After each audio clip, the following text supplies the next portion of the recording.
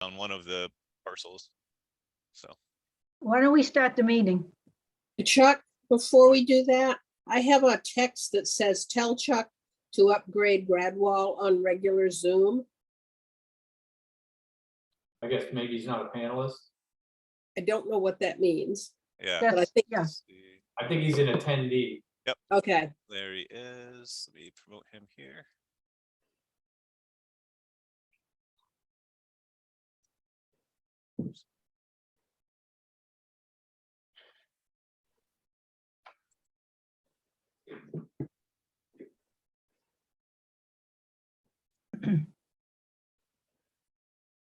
Barry,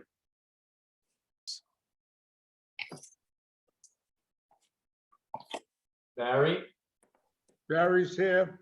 Excellent. I didn't get a link to hook up directly. I had to be upgraded. oh, I see, software issue.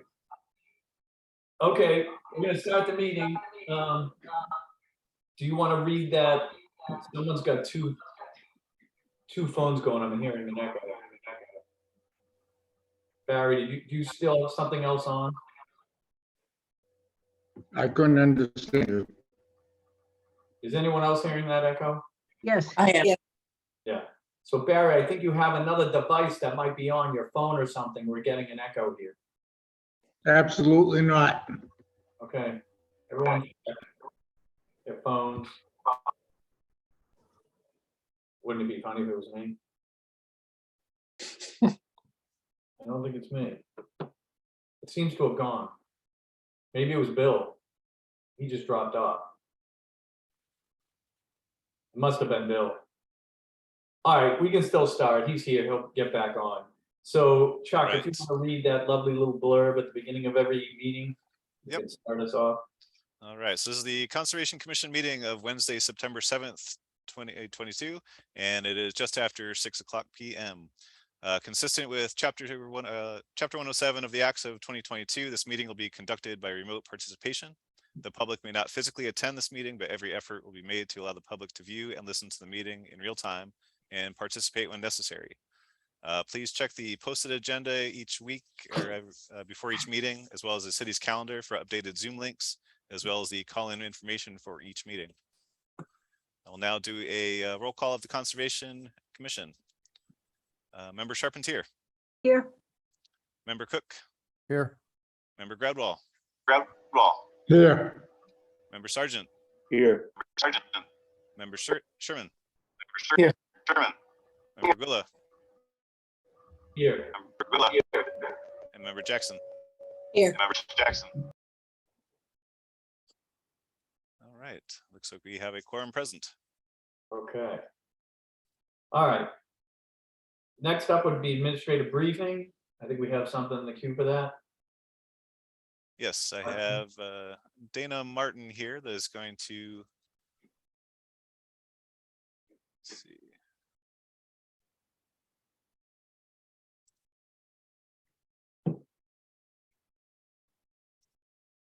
Dana, can you hear us? I can hear you. Okay, so I hate to cut you short, but we're really jammed up tonight. So feel free to start your presentation as soon as you can, and that'd be great. Perfect. I can keep it short and sweet. I appreciate that. Let me share my screen. Okay, I believe most of the commission members may have already read our letter. Our drinking water system in Gloucester is separated into a west and east system with the treatment plant on each side, each running for about 6 months of the year. Our east system is operated by the Babson Water Treatment Plant, which receives water from 2 reservoirs, the Babson Reservoir and Goose Cove Reservoir. Historically, the Babson Reservoir has been our poorest quality water quality reservoir. We see things like high manganese, hydrogen sulfide, low dissolved oxygen, all creating taste and odor complaints, as well as some staining, fixture staining from the manganese. It also requires additional chemicals for treatment. And some of that trickles down even to additional chemicals on the wastewater side for some of the processed water that makes its way to the wastewater treatment plant. So after years of struggling, we have hired Weston and Sampson engineers to do a water quality assessment for us. And as part of their assessment, they are piloting the use of an in-reservoir solar mixer. It's solar powered, and it basically circulates the water to improve these water quality issues that I mentioned previously. There are applications in New England, in Ipswich, Exeter, New Hampshire, and Brockton, Massachusetts. I did speak with the water superintendent in Ipswich, who had great things to say about their 2 mixers that they use in one of their surface water supplies. Here's a diagram displaying how it works, and I'm no water scientist, so I can let you all read the slide. But basically it's working by, there's lamination that happens in our reservoir and low dissolved oxygen at the bottom. And this is, sucking water in from the bottom, moving it up the top, and then there's these little floppy arms that keep the water in circulation. It's been proven to help oxidize manganese and reduce some of the sulfide issues. So as a courtesy, we sent a letter to Chuck explaining how this project should be exempt from the NOI process because it's work on a water body. We're not going to change the water body in any way. So that's a little bit about the project, and we're all very excited about it. And if anyone has any questions, I'm happy to answer. Okay, thank you. Commissioners, any questions, comments? It looks like a nice little piece of equipment, and it seems like it's been proven in the past. If anyone has other comments or questions, you may ask them. It sounds very cool. I think great solution. Yeah, This we're is- very excited. This is Linda. I'd like to hear an update at some point in time as to how this really works and how Sure. it's worked out. So, I mean, if you could come back at some point, for just a couple minutes and say, this is what the water quality looked like when we started. This is what it looks like now. The system's working. It's great. We need another one, whatever. That would be terrific. Absolutely. I'm happy to. I agree. Gradwell would like to know how many gallons per minute, and if there's only one being put in. It seems to me that there'd be quite a substantial amount to keep the reservoir clean. So we sent them lots of water quality data, and as well as the bathymetry of the reservoir. And the scientists at ICSM who analyze these things pick an insertion point for the mixer that is most likely to get the good turnover nearest the inlet. I call it an inlet. It's really an outlet from the reservoir into the treatment plant. So there was some science behind the placement and the positioning and figuring that 1 unit would be sufficient. I did hear from Ipswich that they ended up having to use 2, but I don't know if that was the plan from the start. The literature on the equipment does say something about being able to mix up to 10,000 gallons per minute, but I'm not exactly sure what kind of flow rate we'll see in our reservoir. That would be a very, very large pipe going in.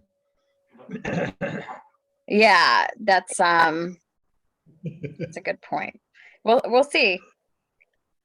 Okay. We very have much. similar mixers in our water storage tanks, so it's actually by the same manufacturer. So it's not our first time working with this equipment.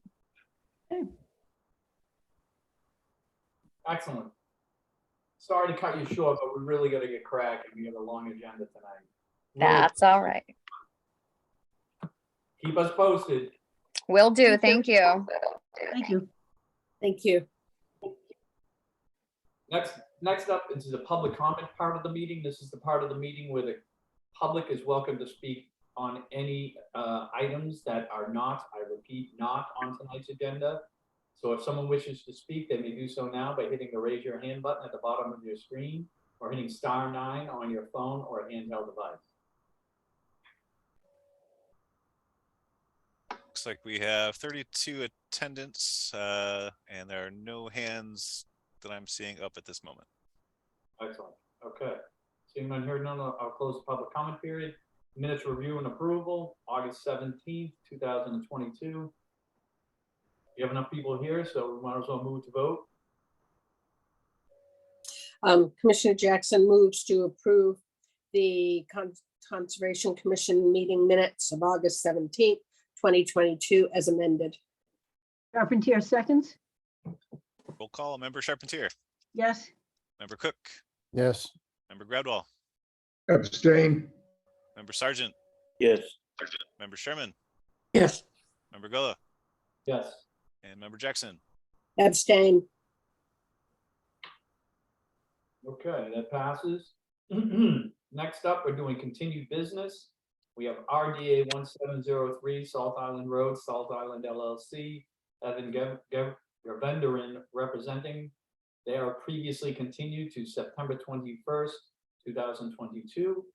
So we'll move on to the next, which is notice of intent 28-2827, 105 Winter Street Road, lots A and B, 125 Winger Chic LLC, Joel Favaza, Seaside Legal representing.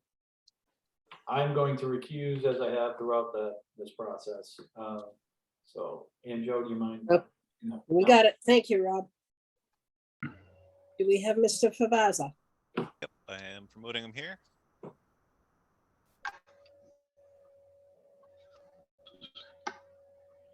Good afternoon. Good afternoon. If you could introduce yourself and a brief summary of where we are. Thank you. Sure thing. So for the record, my name is Joel Favaza. I am an attorney at Seaside Legal Solutions, 123 Main Street here in Gloucester. I am here on behalf of 125 Winger Chic LLC, owner of 105 Winger Chic. And as the commission may recall, I think back in June, after several months of not being able to locate a third-party reviewer, we agreed to continue for a few more weeks so the city could lock one down. The city did hire Beals and Thomas. Beals and Thomas reached out with a preliminary set of observations and a request for additional narrative. We responded in writing, and then they provided, I believe, dated yesterday, a supplemental memorandum. I'm not sure if anyone from Beals and Thomas is here tonight, whether the board was planning to hear from them. I'm happy to move forward or happy to defer until they've had a chance to speak if someone is here. I don't believe we have anybody from Beals and Thomas here tonight. Okay. So, that being said, I'm not sure if the commission's had a chance to fully read what was sent over. But basically between the initial August 15th letter and then yesterday, September 6th letter, there were, a few questions that were raised. I feel we answered them. They were kind of raised again. But at this point, the commission now has the review from the third-party reviewer. We take a little issue with this. I'm not looking to pick fights, but I think the commission should be, cautious in reading the review. For example, there seemed to be some struggle to read the plans that we had. For example, you'll notice in their initial commentary on August 15th, they kept referring to the garages as being, or were questioned whether the garages were slab on grade. In our written response, we explained that no, the garages are up on piles and that will allow, wind and sand to migrate underneath even the garages, which is why there's a necessary ramp component that you can see on the site plans. And then unfortunately, in the letter you got yesterday, Beals and Thomas is still moving forward into the erroneous presumption that these garages are slab on grade. And so we had a couple difficulties there where, they had some questions, we answered the questions, and then yesterday's letter came back kind of reiterating their initial point, which, wasn't substantiated by the actual documents and plans submitted. So at this point, I think even given the two letters we have from Beals and Thomas, now obviously everyone's entitled to their own, interpretation and recap of these. But aside from some questions about, how things may function, about whether or not, the grading on the plan was, correct, we didn't see anything in either letter that seemed to suggest that the performance standards had not been addressed. And hopefully the commission's had a chance to read the fairly thorough, I think it was 23 pages, including attachments of written narrative we provided back on August 30th. At this point, at the discretion of the chair, I'm happy to walk through the performance standards that we're required to meet for constructing houses on a coastal dune, and then maybe kind of leave it at that. And see if the board has questions after that. Well, Mr. Favazza, I had a chance to go through the letter, not as thoroughly as I would have liked due to time constraints. But it did seem to me that there were quite a few questions remaining, some of which did deal with performance standards, as I recall. I'm not sure that I feel there is sufficient information at this time, and you folks have been very patient. I understand that. But this person has been hired for their expertise, and I think we all need to have time to pay some attention to that input. Sure. I mean, I'm happy while we're here to touch base again. At our last meeting in June, we kind of agreed that this was going to be it, right? We were going to come to this next meeting with a third party. We were going to be kind of given the opportunity to push this over the finish line, provided that there weren't, red flags thrown up as part of the third party review. And so I'm happy to, briefly be respectful of the time of the commission, just touch upon what continues to be outstanding questions.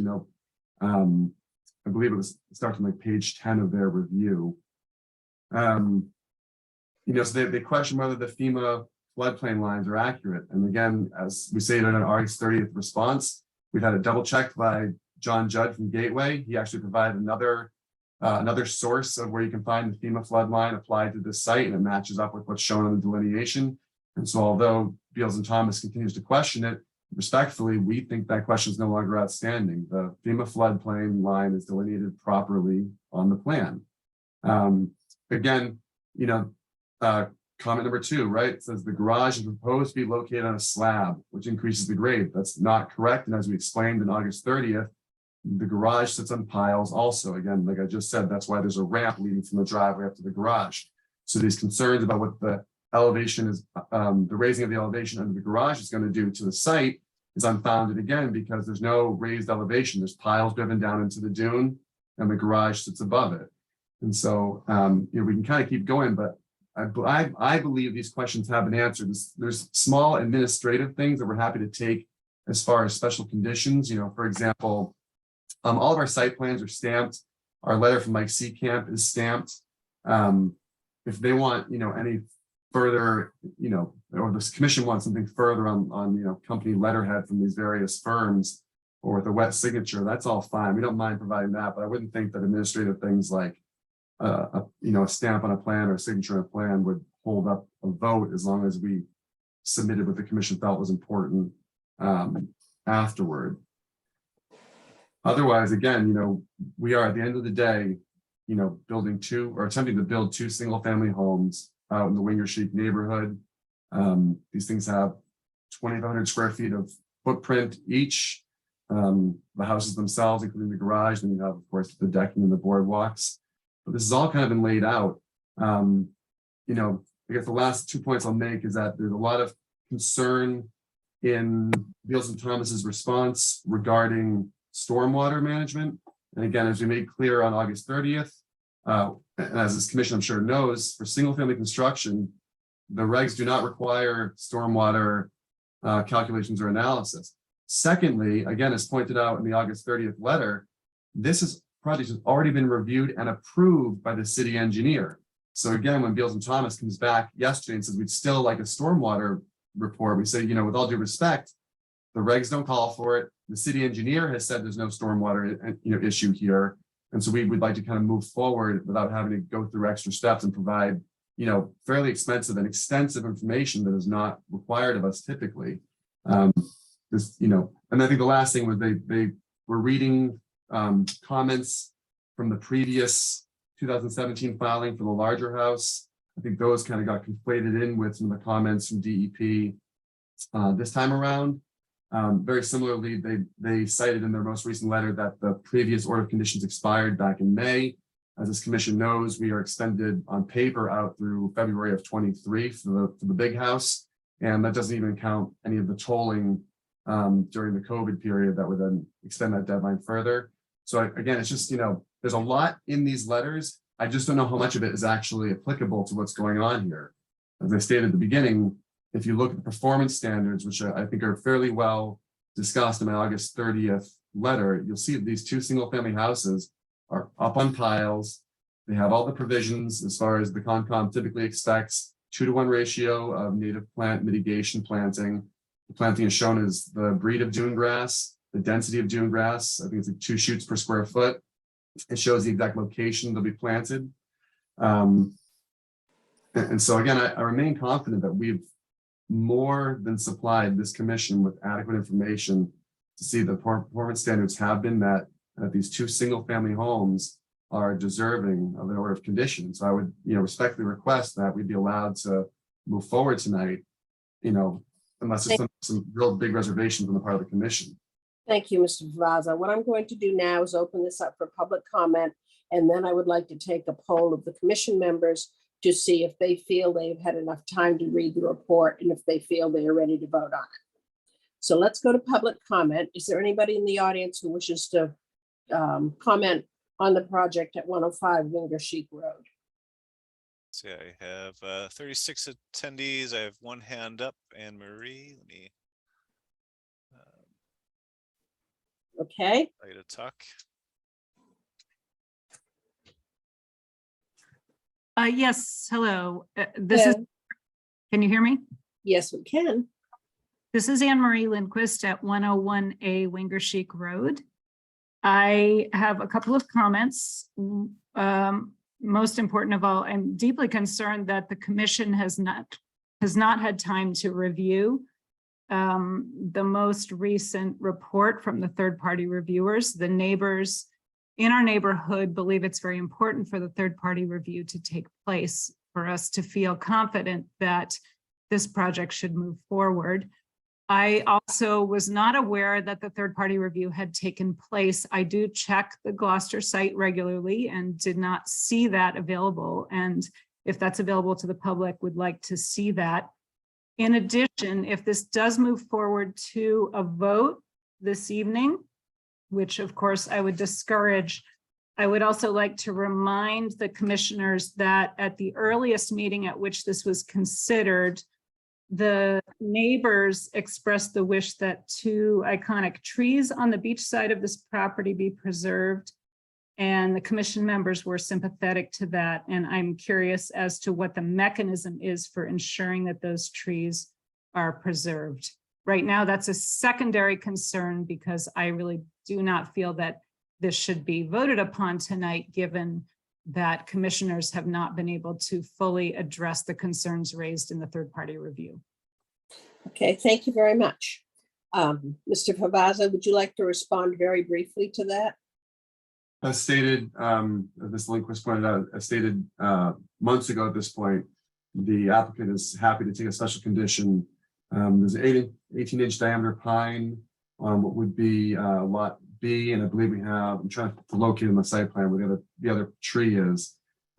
We talked about accepting that condition. I think it requires house B to move its boardwalk over a few feet, and that's no problem on our end to make sure that the boardwalk doesn't kind of get too close to the trunk or the root structure. So again, we maintain that we are amenable to that special condition requested by the neighbors. Thank you very much. Okay, let's move on to a poll of, are there any other public members of the public who wish to comment? There are 35 attendees and no other hands up. I did just want to clarify that peer review is in the folder for public viewing. So if you go to the city website, you can find it there. I put it in there this morning. Thank you, Mr. Shade. And in that case, I will close the public comment period.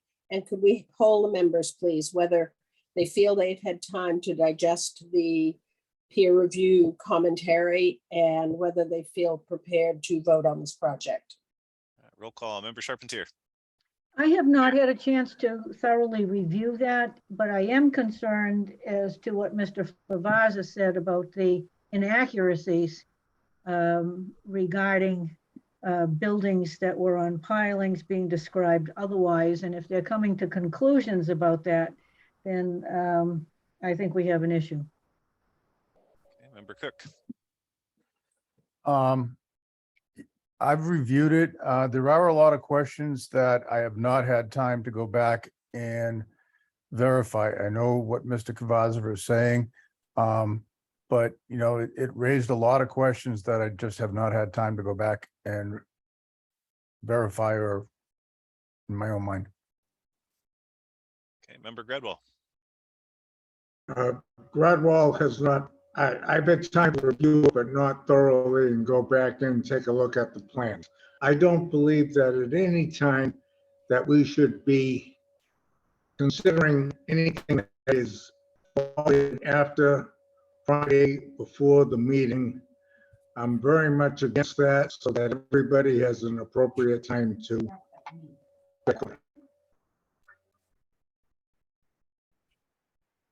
Okay, Member Sargent. I spent 5 hours, reviewing, and there was a number of questions that the peer review brought up that really require some in-depth answers from Mr. Favazza and as well as maybe Mike Seecamp. And I would respect that perhaps other commission members may want to look at this thoroughly. And so I would support, continuing it. Okay, Member Sherman. Due to time constraints, I have not had a chance to review it at all. And I would also prefer to see this continued. Okay, Member Jackson. I've basically stated my case that I would like to review it in a little more depth, and I do not feel ready to vote. So Mr. Favazza, thank you, Mr. Shade, for conducting that. Mr. Favazza, I don't think it would look, I don't think you want to ask for a vote tonight.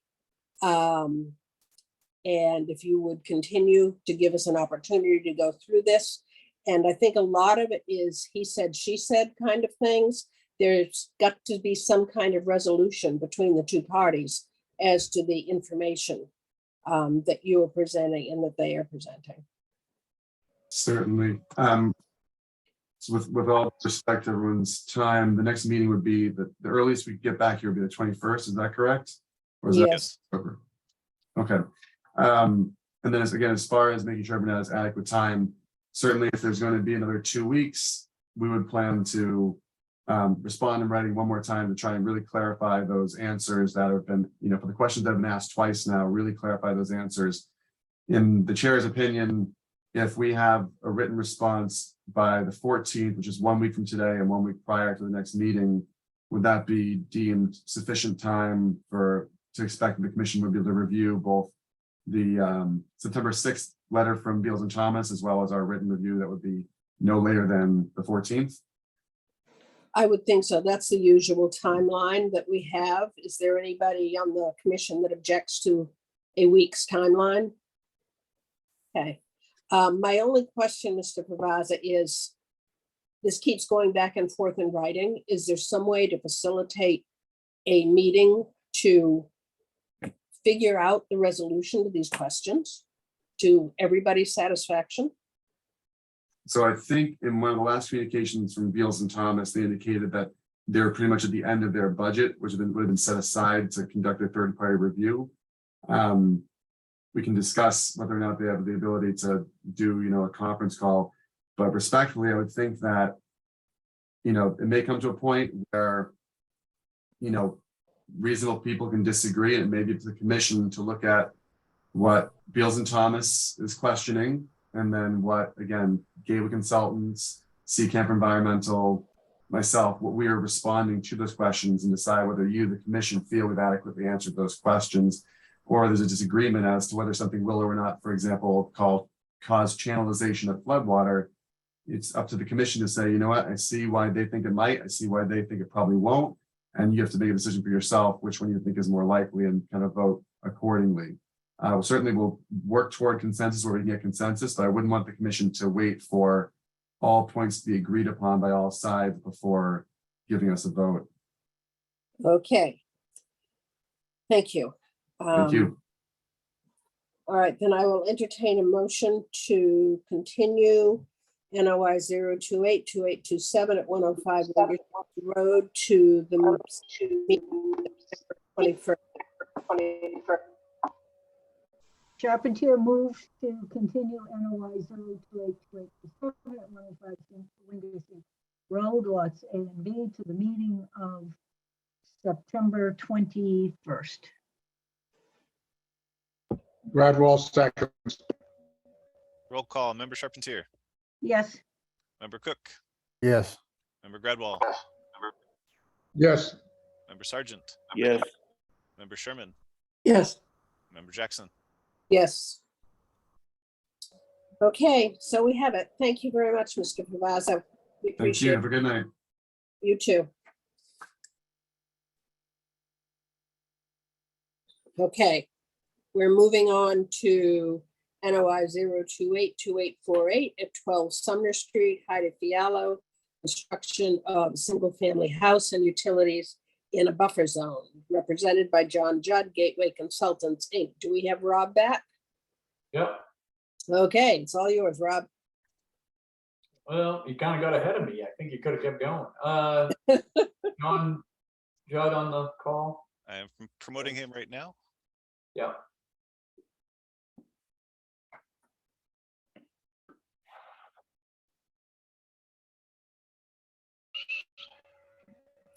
Good evening, everybody.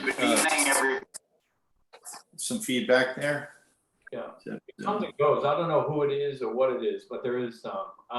I'm sorry, let me start the introduction properly. Notice of intent 28-28. Oh, you already did this. I did this, yeah. Okay, you did jump in. All right. You're up, Mr. Judd. Okay, thank you, Mr. Chairman, members of the commission. Just for the record, John Judd, engineer with Gateway Consultants, just a brief recap on 12 Sumner Street. This is a vacant lot that the applicant is proposing to construct a single-family dwelling. We appeared before this commission on May the 4th, and subsequent to that, we had come back with some revisions as requested by the commission on, I believe it was the 18th. At that time, thank you, Chuck, for uploading the revised plan. This is the latest plan that was submitted as part of the process. And when we adjourned at the last hearing in May, it was requested that we get a letter from the health agent that approved the proposed rotation of the septic reserve area as shown on the plan. And the purpose of that, thank you, was to move the house back further away from the wetland area. And that's as far as we could get away from the wetland area while still meeting the setbacks required for the approved Title V system as shown on the plan. So essentially what we've done since the last meeting is we've reduced the footprint, we've moved it back, and we've added some other items in the impervious area chart that were requested. We do have a report from Rimmer Environmental on the mitigation proposal that is submitted with the application. And there's really not much more we can do other than we were not able to get a letter from Mr. LaPiccolo before he left, or Mr. Schenk before he left, but we are willing to accept a condition that the rotation of that septic reserve area would be approved by the health agent prior to the any commencement of work. We're okay with that. But essentially what we've done is all we can really do is as far as moving the house away from the wetland as shown on the plan. And we can answer any questions that you might have at this time.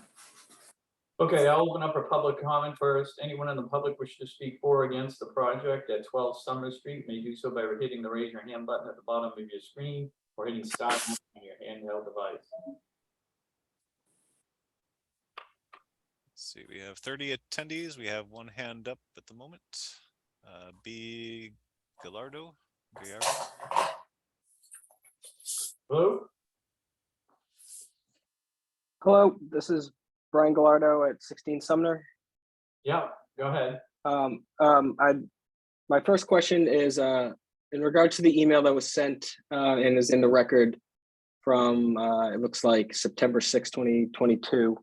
The statement is that the seller will not go back to the Board of Health. The question I have and what I'd like into the record is if Board of Health does require a resubmission, is the expectation that they would resubmit, or if it isn't, then what happens in regards to the conservation related condition for building on the lot? The second point I'd like to make is I would again like to reiterate my stance that no variance should be or waivers should be allowed on the property. I'd like to note that again, the property, while it's not a zoning issue, they are asking for variances and waivers within the wetland ordinance, and they're proposing a home that is 60 by 30, which is well larger than any other home on this street, including a 2-car garage, which again doesn't particularly exist on this street. And in doing it, they're asking Concom to then allow for drainage and other areas to be used so as to allow for such a large footprint on that lot. While I understand that it has a zoning or it's within the zoning bylaw, it doesn't mean that Concom needs to also provide for any additional waivers and so forth. And so I'd like that as well to be part of the record that those requests against any waivers or variances. Thank you. Anybody else? So I have Christine. I don't have a last name. Yes, Christine Baxter, 14 Sumner Street. The plan submitted by Mr. Judd yesterday is the same plan he submitted June 9th. They both list the most recent revision date as June 7th. It is our understanding that the Conservation Commission had asked Mr. Judd to have this plan reviewed by the Board of Health before moving forward, and it appears this has not been done. We had spoken ourselves with Craig Lopiccolo of the Board of Health before his departure. He had reviewed this plan and told us that it would not be approved by the Board of Health because it was in conflict with Title V regulations, which state that no permanent structure can be located in the reserve leach field. But this plan has the retaining wall located in the reserve field. So this plan is in conflict with the plan that was previously approved by the Board of Health. Excuse me. That aside, we do not feel that any of the other concerns raised at previous meetings have been addressed. Regulations require that no component of any drainage system or septic system be installed within 100 feet of the upland edge or 200 feet of the area of critical environmental concern.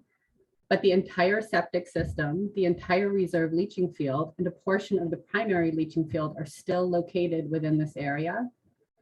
We would also add again that this area is directly next to our side yard, which gets standing water and moderately heavy rains, which leads to water in our basement. And we want to ensure that the proposed septic isn't draining into our yard and basement. Regulations also require that no vegetation be cut within the upland edge, but the upland edge is being significantly disturbed with 4,080 square feet of plantings, replacing what is currently there. This lot has been previously filled in, and there is a steep slope that leads down to the ACEC, making erosion and drainage a significant concern. The commission had previously raised concerns that the swale shown would not be adequate in the event of a major storm, and this also does not seem to have been addressed. This lot overlooks Walker Creek, which is part of the Great Marsh, one of the most important coastal ecosystems in northeastern North America, and a designated area of critical environmental concern. According to Mass Audubon, this ecosystem is currently in good shape, but without continued conservation efforts and growth planning, widespread degradation of the ecosystem is still a threat. Nearly all of this project is located within the 200-foot buffer zone of the area of critical environmental concern.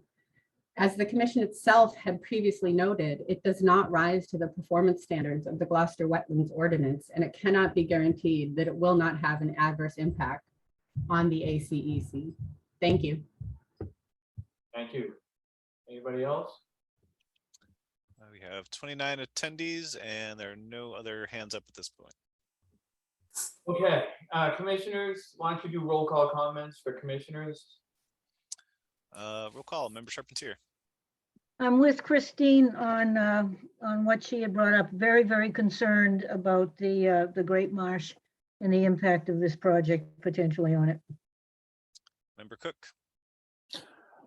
Very concerned. One is the fact that it's already filled property, so that the drainage isn't like an area that's been established and has been there forever. So this is going to be a very well-drained area. And I honestly don't think we should be granting a variance within the buffer zone to the ACC for that reason. Sorry. Member Gradwell. I'm in agreement that there's a major problem here, but how we can be passing something that we know is in conflict with the Board of Health is beyond me. Thank you. Member Sargent. Bob, you're muted. Bob. There we go. All right. Oh, Dave, sorry, Bob. Maybe I Yeah, should. don't blame me every time.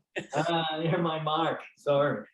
In reviewing this plan, it seems fairly obvious that the applicant has attempted to shoehorn in the house and septic system into a tight lot to the greatest degree that regulations might allow. Perhaps in a far less environmentally sensitive area, this plan might be considered somewhat adequate. However, products within the ACEC and their buffer zones require a closer scrutiny. The performance standard for projects within the ACEC is elevated from the usual benchmark of there must be no significant adverse impacts to one of there must be absolutely no adverse impacts. Almost all of this project is within the Great Marsh ACEC, associated buffer zones, and is jurisdictional. The key elements of this plan that are of the greatest concern are: number one, this plan proposes to plant over 4,000 square feet of mitigation vegetation, as well as 4 unspecified native trees, and to the upland edge of the ACEC. In doing so, this proposal would significantly alter the existing vegetation. Number two, also this plan would impact upland edge vegetation by capturing stormwater into grassy swales situated within the upland edge buffer zone. A 1-inch rain event would result in about 2,000 gallons of fresh water being rapidly transported closer to the ACEC than occurs presently. This would likely have an impact on the groundwater table within the upland edge of the ACEC. This change in water table would also be a threat to existing vegetation. Thirdly, it's noted that this plan is seeking a variance from the local wetland regulations to site an advanced treatment septic system within 200 feet of the ACEC. This plan should also include a variance request for the reserve field, as well as for the primary. Although advanced treatment septic systems do an excellent job of removing harmful bacteria, viruses, and sometimes nitrogen, they are not able to prevent chemicals and medicinals such as endocrine disruptors from entering the environment, potentially impacting both spawning fish and shellfish. The burden of proof is upon the applicant to show that this project meets the performance standard of absolutely no adverse impact to the ACEC or to the upland edge. I don't believe that burden of proof has been made with this application. Thank you. Sherman. I have nothing to add beyond what my fellow members have just stated, I agree with much of what has just been said by the previous members. Member Gullo?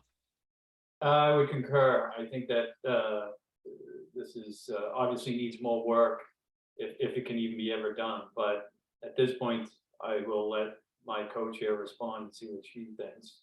And after that, I think Mr. Judd, it's pretty clear that we got to continue this. But, and Joe, what are your thoughts?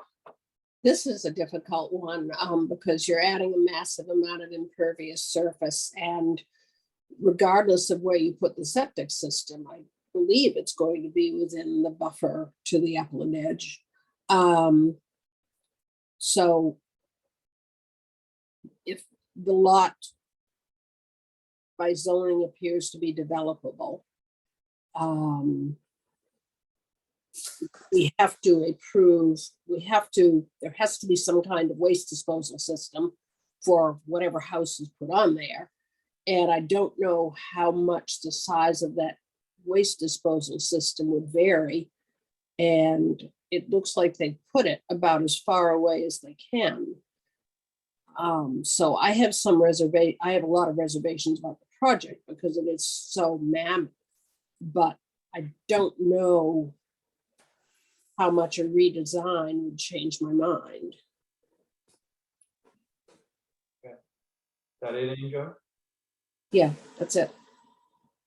All right, Mr. Judd, I don't, there's too much to respond. We got a huge agenda. Do you mind Yep. continuing this or allowing Yep. us? Thank you. Well, thank you all for your time. I did speak with the applicant yesterday, through texting, and he did request that the board vote.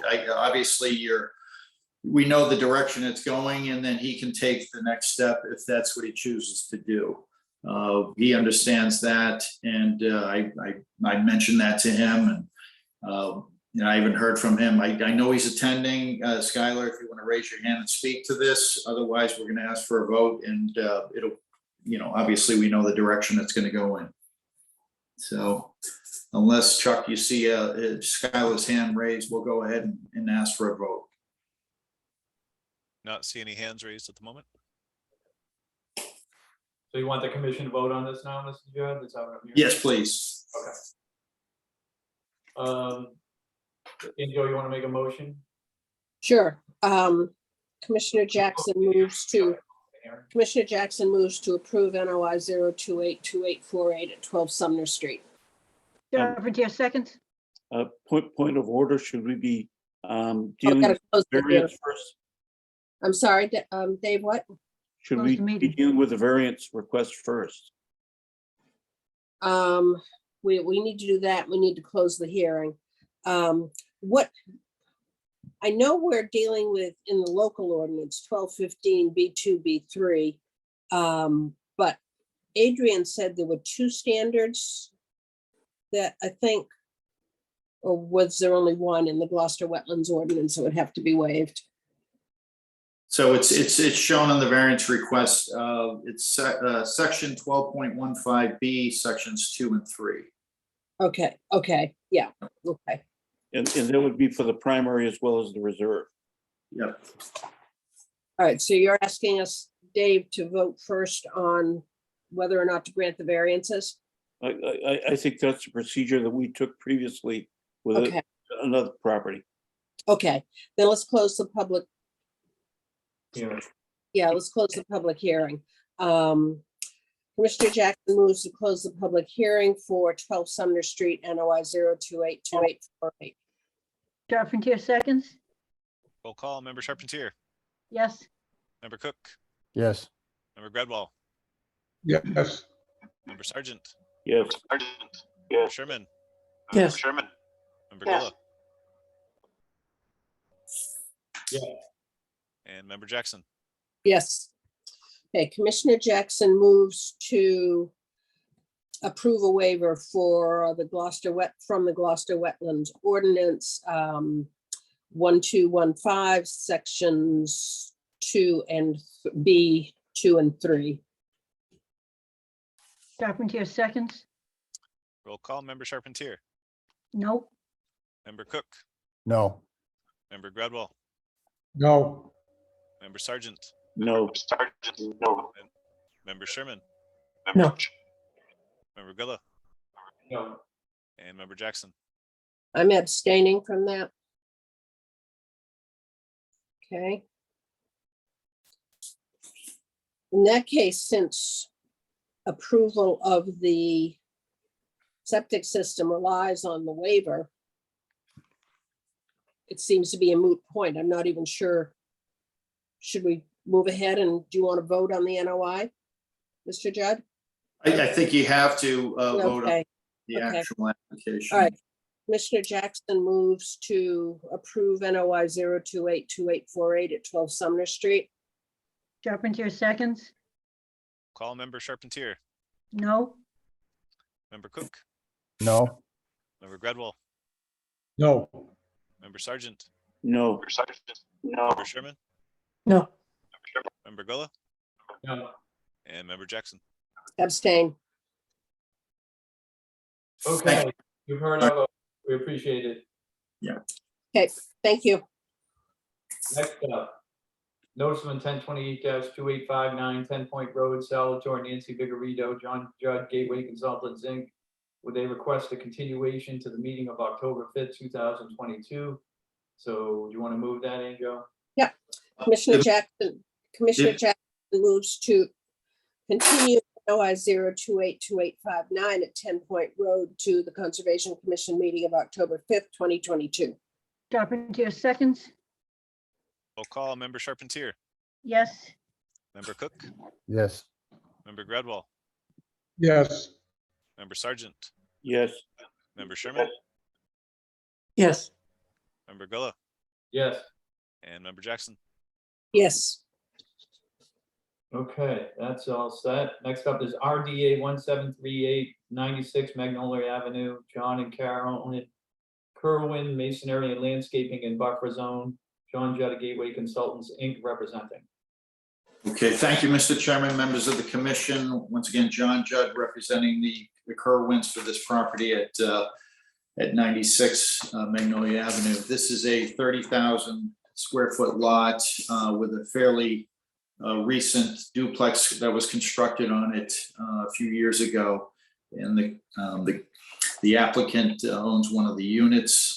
There was a presentation last week by Tyler Judd as well as Hillary Holdsworth at the last hearing. You can see the existing conditions plan of what exists there now. There is the wetland, pocket of wetland that's in the the rear left corner. There is an outlet pipe that was flagged by Seacamp Environmental.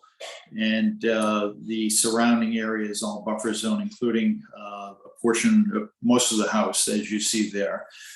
As part of this project, what we're looking to do is a pretty significant enhancement of native shrubs and so forth, including some pervious bluestone features to the property as shown on Ms. Holdsworth's plan that was presented at the last hearing. It was my understanding that there was a question as to whether the previous project, the notice of intent application filed by the developer, was ever closed out. And I did submit that certificate of compliance to Mr. Shade, which I believe was uploaded. So that previous certificate was issued and that previous order of conditions was closed out. Gateway had nothing to do with that at that time, other than we did prepare the original drainage plan for the developer, but he handled the notice of intent and he secured the certificate of compliance from this board. So what you see are the proposed robust landscaping that's proposed by Ms. Holdsworth with a planting schedule. The hardscape is described is for the most part on the north side of the house, off the driveway, and that is outside the buffer zone for the most part. There is a portion toward the back of the top unit that would have some that would extend in the buffer zone. But for the most part, everything that you see on the left-hand side of the house is pervious. You have a pea stone driveway that exists now that would be slightly augmented. On the left illustration, you'll see walking paths as well as native plants and trees that are proposed to really assist with the condition of the buffer zone and nutrient uptake and rainfall runoff absorption. So I just wanted to explain that COC was issued back a few years ago, and can answer any questions that you might have at this time. Okay, first off, I'll open up for public comment. Anybody in the public who wishes to speak for the project at 96 Magnolia Ave may do so by hitting the raise your hand button at the bottom of your screen or hitting *9 on your phone or handheld device. 20 attendees present and no hands are up. Okay, seeing none, hearing none, close the public comment period. Commissioner comments, want to do roll call comments? Sure. Member Charpentier, I'm sorry, I didn't hear that. We're going roll call comments for, Oh, no, I have no comments on this. Magnolia Ave. Member Cook, No comments. Member Gradwell, No comment. Member Sargent, No comment. Member Sherman, Correct me if I'm wrong. If this is the project that I'm thinking of, the concern that was raised last meeting was converting the existing paved driveway. And it seemed that this new plan does, it just says existing pavement will be removed and placed with permeable pavers. And I believe that again, that was something that was a concern last time. And I think that is a very a great improvement. And therefore I approve of this. Grilla, I'm good. Yep, I'm fine with it. and Member Jackson. No comments. Okay, with that then, Okay, Commissioner Jackson moves to close the public hearing for RDA 1738 at 96 Magnolia Avenue. Charpentier seconds? Roll call, Member Charpentier, Yes. Member Cook, Yes. Member Gradwell, Abstained. Member Sargent, Yes. Member Sherman, Yes. Member Gwilla, yes. and Member Jackson. Yes. Commissioner Jackson moves for a negative determination for RDA 1738 at 96 Magnolia Ave. Charpentier seconds? Roll call, Member Charpentier, Yes. Member Cook, Yes. Member Gradwell, Abstained. Member Sargent, Yes. Sherman, Yes. Member Gwilla, Yes. and Member Jackson. Yes. Thank you all very much. Okay, next up, I believe I need to recuse from this one. So if Banjo wants to take over for 93 Winter Street, correct? That's where we're at. Sure. Okay. Next up is NOI 0282863 93 Winger Chic Road. Rosemary Tagliente to construct an elevated walkway and seasonal stairs over coastal dune down to the beach and coastal resource area and LSCSF, represented by William Manuel Wetlands and Land Management, Inc. Do we have Mr. Manuel? Yep. There we go. When you promote to panelist, you kind of go dark for a second. You do. Okay. Bill Manuel from Wetlands and Land Management. We had spoke about this project back in August. The DEP issued some comments in their file number issuance, and I've given you a revised plan to address those comments. They're fairly simple. We had the boardwalk at 18 inches. They said you should have it at 2 feet according to the coastal zone manual. We've done that. They asked for a profile. We provided that. They asked for a breakdown of temporary impacts versus permanent impacts. We've given you that. In reality, when I computed the impacts to the dune, even though the boardwalk was elevated, I just included the entire footprint. as impact, but in reality, the only impact is where the posts actually touch the ground. And in total, that's about 2 square feet of dune impact.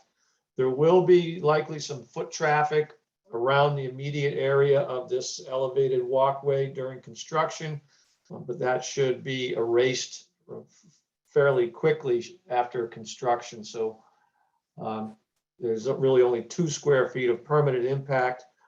Also recall that there is a specification for restoration of the existing footprint, the existing footpath, and that's about 208 square feet. So all in all, it's really a net positive for the entire situation of getting rid of the foot traffic, restoring that worn-in footpath, elevating the boardwalk above the dune surface so that it comports with the coastal zone management best management practices. Lastly, I just want to remind the commission that we do have our comments back from the Natural Heritage Program. They had, I think, 3 conditions that should be incorporated into the order of conditions.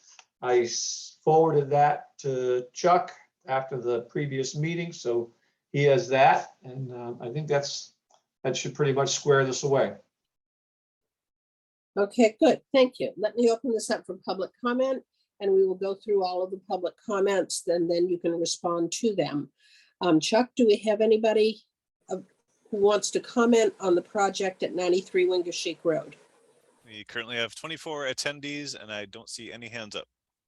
Okay, and then I'll close the public comment period. However, Mr. Manuel, I would like to ask if you had addressed the letter by Joseph Russo in terms of obstructing view. I know it's not really a conservation issue, but. I have not seen the letter by Mr. Russo.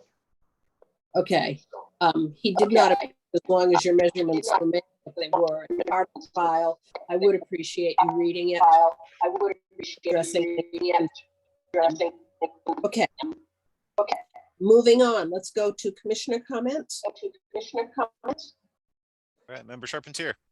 I really appreciate the changes that were made on this. Otherwise, no comments. Member Cook.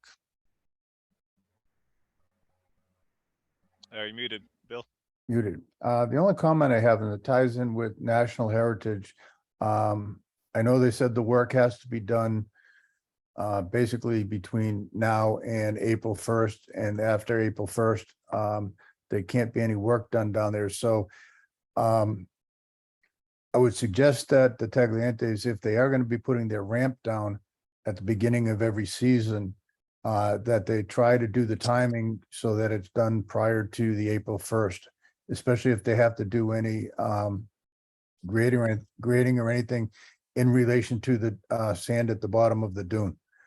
So my suggestion is that they put the ramp in prior to that April 1st deadline, so that, you know, they don't basically conflict with National Heritage. That's Good it. point. All right, Member Gredwell. No comment. Member Sargent.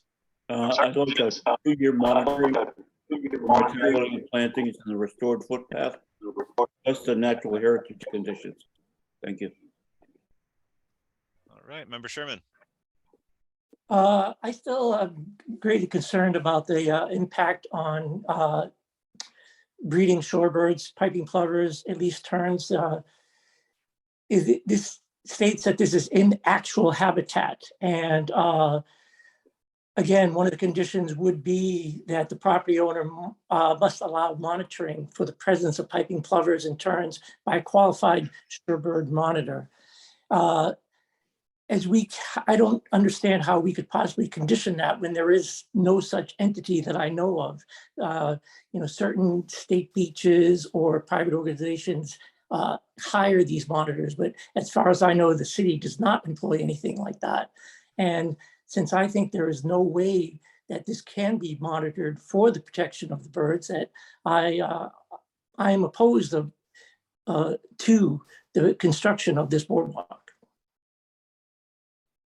Okay, Member Jackson. Thank you, Mr. Sherman. And I share your concern about the plovers being on Good Harbor Beach. I understand all of that. I am more comfortable with this project because the plovers nest in the sand, and I'm very afraid that people would be walking through the sand and inadvertently walk into a nest, whereas a boardwalk might prevent that. So I'm seeing it as an additional protection, actually. Okay.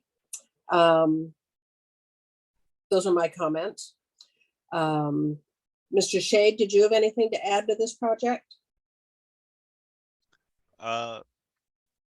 No, I think that what we've discussed here with the National Heritage comments, I think the new plan shows what's been asked for. Okay. Okay, thank you. In that case, I think we're ready to move towards a motion to close the public hearing and then one to vote. Charpentier moves to close the public hearing on NOI 0282863 93 Wingershik Road. Bradwell seconds. Roll call, member Charpentier, Yes, member Cook, Yes. member Bradwell, Abstain. member Sargent, Yes. member Sherman, No, member Jackson. Yes. Okay, the passes. Do we have a motion to approve the project with the aforementioned conditions? I know Mr. Sargent mentioned some, and putting in the ramp prior to April 1st. Linda? yeah, Charpentier moves to accept NOI 0282863 at 93 Wingershik Road with the aforementioned conditions. Do I hear a second? Bradwell seconds. Thank you. Okay. Roll call, member Charpentier, Yes. Yes, member Cook, Yes. member Bradwell, Abstain. member Sargent, Yes. member Sherman, no, and member Jackson. Yes. Okay, the motion passes. Thank you for your time and your review on this. Okay, you're welcome. Thank you. You're welcome. Thank you. Okay, moving on to NOI 0282864. Rob, do we have you? I'm back. I don't know who it is, but everyone needs to try and watch their mics and the way they're talking, because even if you turn your head, like Chuck, you're getting quiet again. I don't know what's going on. And Dave Sargent, it seems, I don't know if it's your phone, but somebody's, or maybe it's Chuck's, but I feel bad whoever has to try and do the notes on this meeting, because it's all broken up. So try and be loud and be clear. So yes, we're moving on to notice of intent 28-2864, 155 Wingershik Road. David Combe, digging and trenching installation of an underground utility wires in riverfront area and coastal resource area in Dune. Bill Manuel, William Manuel, Wetlands and Land Management, Inc. represented. Good evening. Chuck, this one, I'd like to share my screen. If that's all right.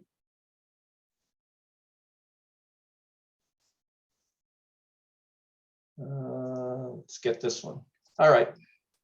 So I assume you can all see that. Yep. Perfect. So I'm going to zoom out a little bit. This is actually a continued hearing, but we had a hearing scheduled back in August. And at the last minute, National Grid dropped a bomb on us and said we couldn't do what we had shown. So we had to regroup and reconfigure the direction of the utility line.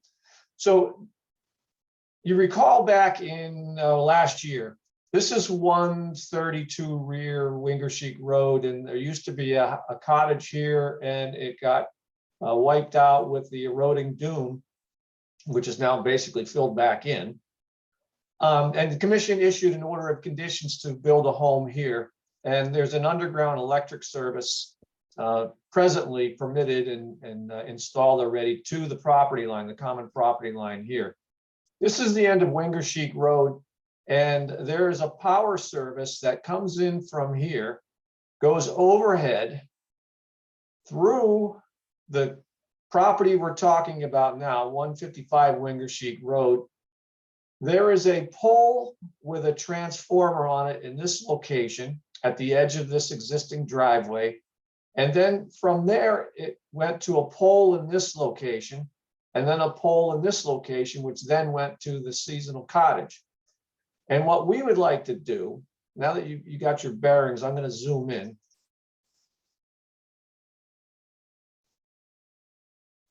So we have a pole with a transformer. It used to go here to this pole and then to the cottage.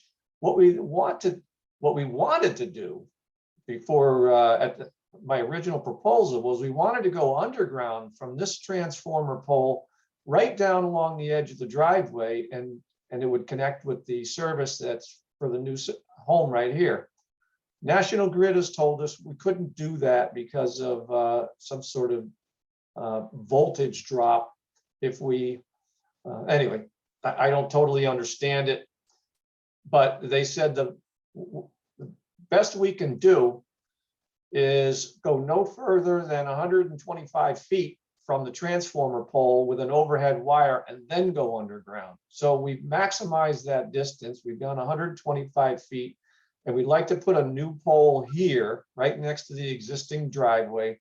And then from that point, we would go underground for 15 feet and connect with the service that's already installed. The commission's already approved for this construction. So we were hopefully going to get overhead wires, out of view, better coastal resiliency. We can't do that. And so we do have to just put a pole, instead of having it in the middle of the dune here, and it's quite thickly vegetated.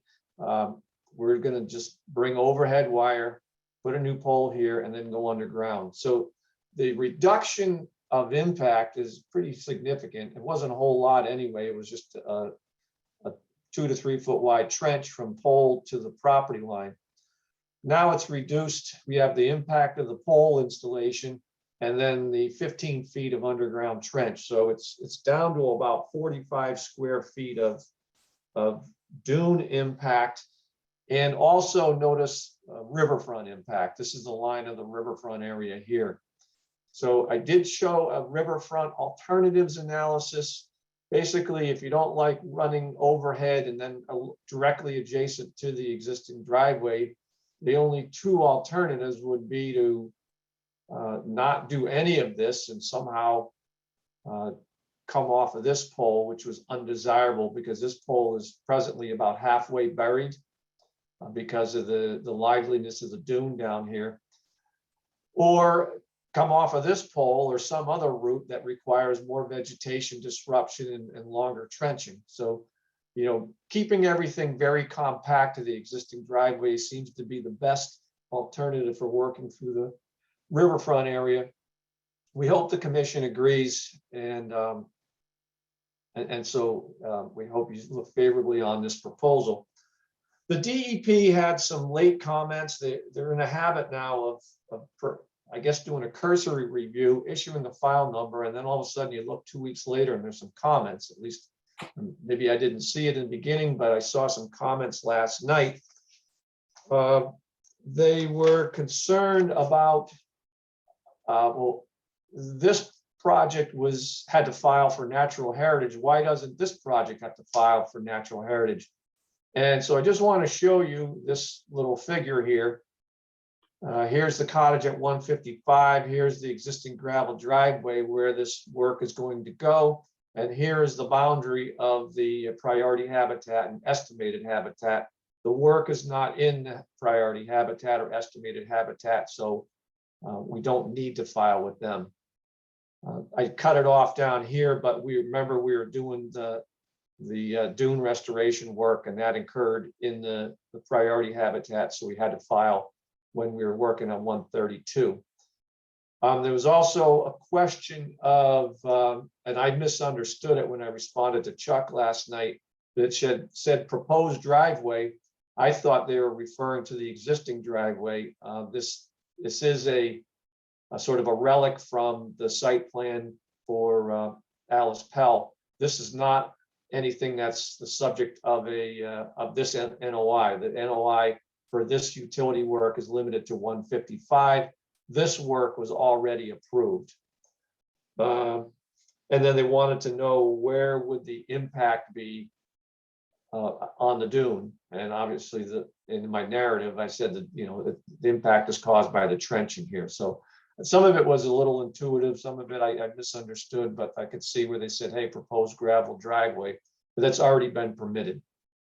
So it looks like a lot of plan and a lot of NOI for a little bit of work, but it was in the riverfront area. This is currently under construction. Time is a little bit of the essence, so I didn't want to take a chance on the commission saying, hey, you should have filed a notice of intent if I filed an RDA. So anyway, we're looking for an order of conditions to install that pole, run this wire overhead, remove this pole here or trade it out for the new one here. This will be removed. It's an aging pole. And then put this little bit underground next to the existing driveway. So I'll stop sharing my screen now. All right, thanks, Mr. Manuel. First off, I'll open up for public comment. Does anybody wish to speak for or against the project at 155 Wingard Cheek Road? If you do, you may hit the raise your hand button at the bottom of your screen or *9 on your phone and handheld device. We have 24 attendees present. We have one hand up right now. Jim, I have unmuted you. I'm asking you to talk, I guess. Jim, can you hear us? Oh, you're still muted. Jim, you need to unmute yourself. Oh, Jim. Do you know who this might be, Mr. Manuel? No. It's not the name of your client. Jim? Yeah, I'm sorry if I did not raise my hand. If I did, it was erroneously. Okay. All right. So seeing none, hearing none, I'll close the I'll close the public hearing. I'll close the public comment period. Thank you. For the record, I close the public comment period. That being said, we'll move on to commissioner roll call comments, please, Chuck. Member Charpentier, No comments. Member Cook, Take that off. On Bill's plans, I can see where we're gonna be removing the poles, but are we no longer gonna be removing those? I think you said there was a 6-inch cherry and a cedar tree that you were gonna remove. I think that was because of the trenching. So are those trees gonna stay now? That's my question. Yes, those trees can stay now. Okay, then I think we should have the plan modified a little bit, just to say that. I mean, we could put it in the order of conditions too, that the trees will not be removed. Okay. Member Gradwell, No further comment. Member Sargent, No comment. Member Sherman, No comments. Member Gwilla, No comment. and Member Jackson. No comment. I think we need to work on the alternatives analysis, Rob. Oh, that's right, we're riverfront. So we did have a analysis, so we should probably move that as well, correct? Yep. Commissioner Jackson moves to approve the alternatives analysis for NOI 0282864 at 155 Wingershik Road. Charpentier seconds. Roll call, Member Charpentier, Yes. Member Cook, Yes. Member Gradwell, Yes, Member Sargent, Yes. Member Sherman, Yes. Member Gwilla, Yes. and Member Jackson. Yes. Okay, so now we move to approve. Now we close the public hearing. Already do that. Gonna be a long evening, Rob. Everybody got a copy. Commissioner Jackson moves to close the public hearing for NOI 0282864 at 155 Wingersheik Road. Charpentier seconds. Roll call, member Charpentier, Yes. member Cook, Yes. member Gradwall, Yes, member Sergeant, Yes. member Sherman, Yes. member Gullah, Yes. and member Jackson. Yes. Commissioner Jackson moves to approve NOI 0282864 at 155 Wingersheik Road. Charpentier seconds. Roll call, member Charpentier, Yes. member Cook, Yes. member Gradwall, yes, member Sergeant, Yes. member Sherman, Yes. member Gullah, Yes, with the aforementioned condition, the plan will be modified to show those trees not being removed. member Jackson. Yes. Okay. I think. All right. Daniel, Thank you very much. thank you. Have a good night. All right, see you again tonight, looking at this thing. Next up, notice of intent, 028282868, 18 Radcliffe Street, Jennifer Taylor and Peter Ortlich, reconstruct the deck within the footprint of a buffer zone coastal bank. LSDF. Anything now? It still has some feedback. Thank you. Is there anybody that has a computer and a phone on at the same time? I do, but I've always had it on and I've muted it. I'm the same way. I've got both the phone and computer, but this is the same setup I've used for every meeting. Okay. All right, Okay. go ahead. John? Okay, thank you. Briefly, just to recap, at the last hearing, this is a proposed deck replacement on the same footprint at 18 Ratcliffe Street. This is a deck that needs to be repaired due to its failing condition. It has been in this location for at least 30 years per the applicant's representative. At the last hearing, there was a question from one of the commissioners whether this was in fact constructed initially illegally.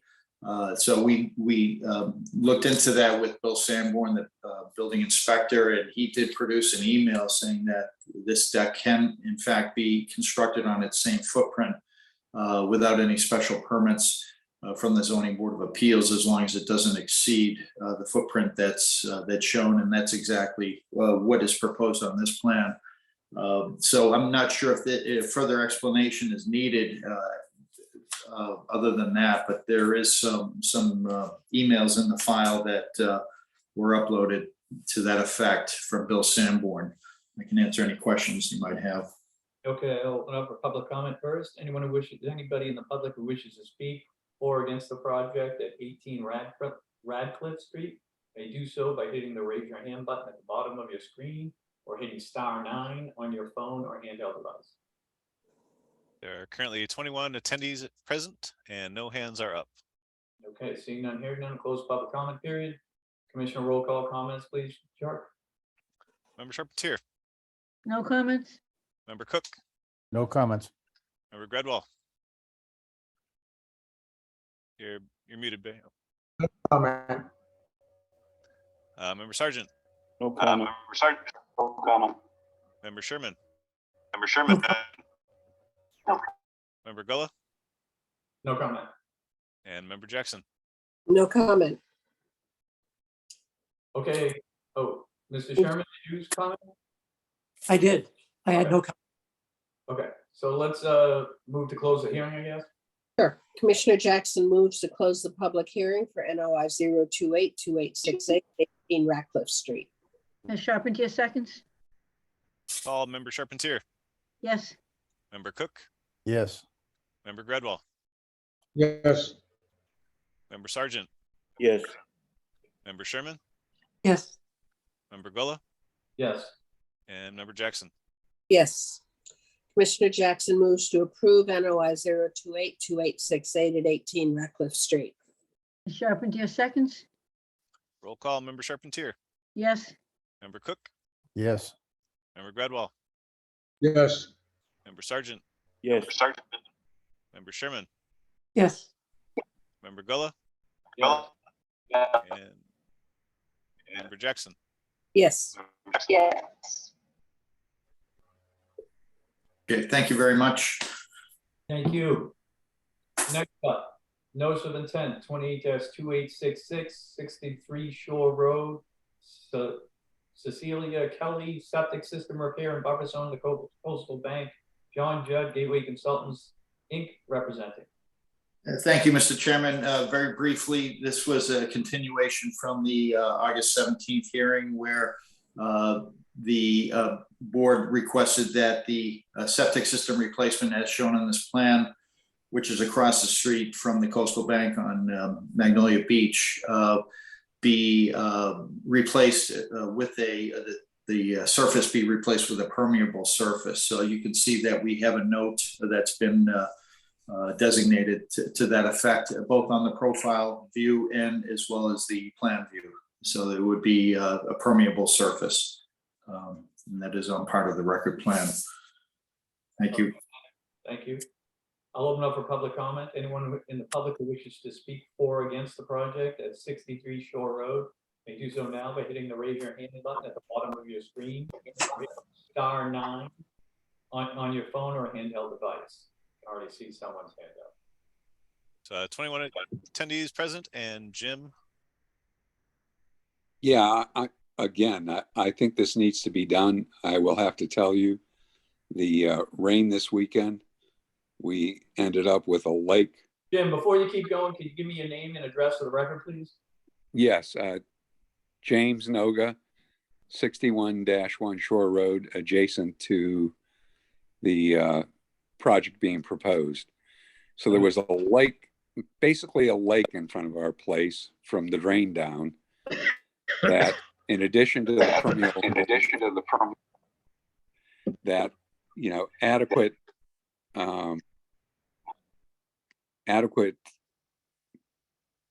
Drainage. excavation or whatever you want to call it be given to prevent this on Shore Road, because there's a drain across the street that was put in about 12 years ago.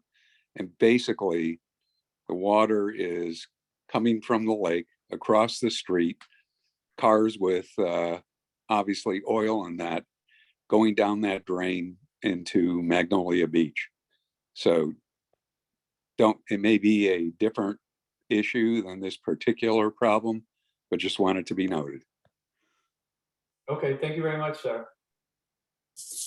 Anyone else, Chuck? Sorry, there are no other hands up at this time. Okay, seeing none, hearing none, I'll close public comment. Commissioner roll call comments for 63 Shore Road. Member Charpentier, No comment. Member Cook, Bill, No comment. Member Gradwell, No comment. Member Sergeant, Thank you for the time.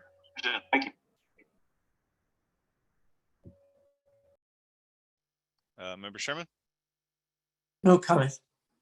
Member Gullah, no comment. and Member Jackson. Just very briefly, the paving certainly will help some.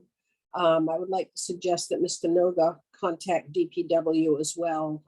It's possible the drain has not been cleaned out or doesn't have a filter or any of a number of things.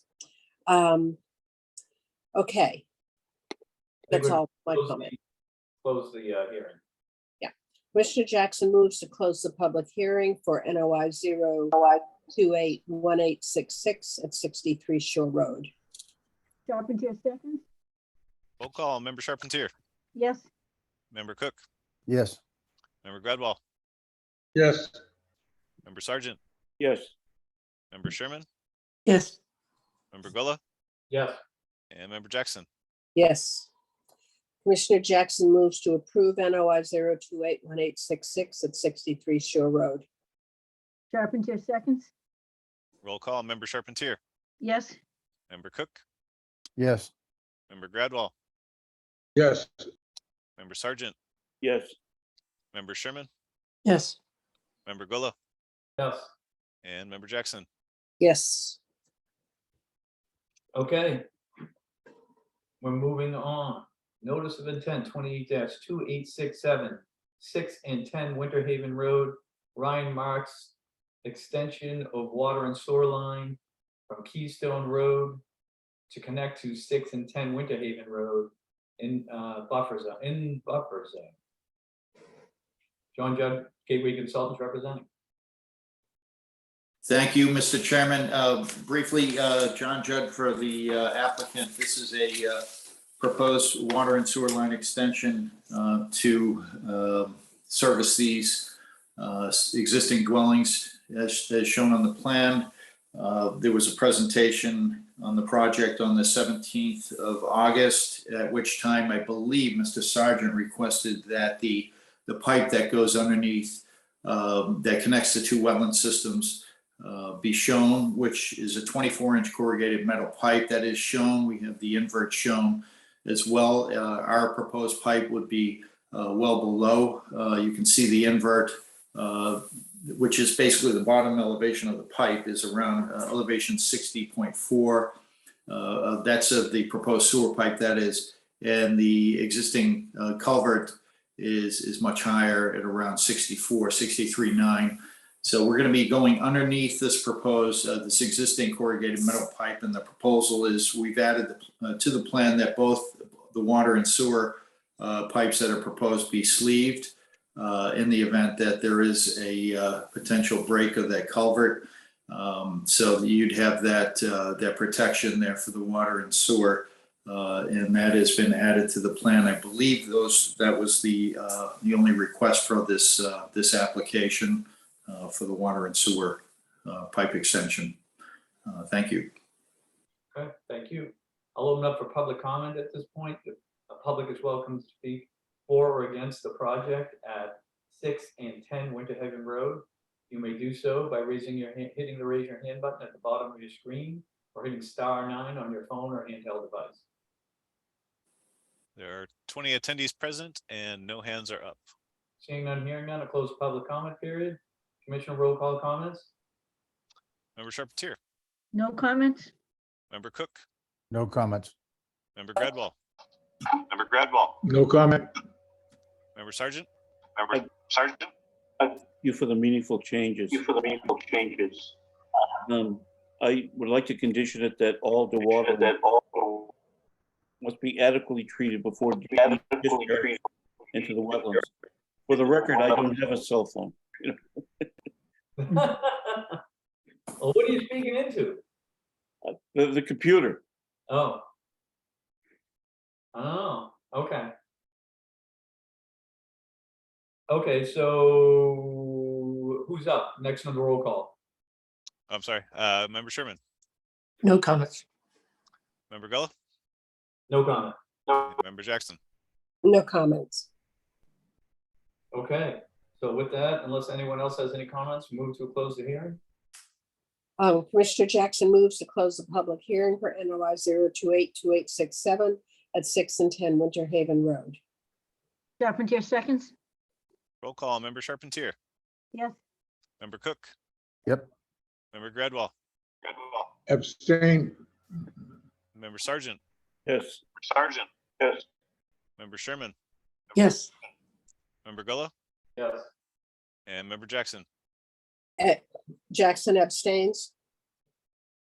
Commissioner Jackson moves to approve NOI 0282867 at 6 and 10 Winter Haven Road.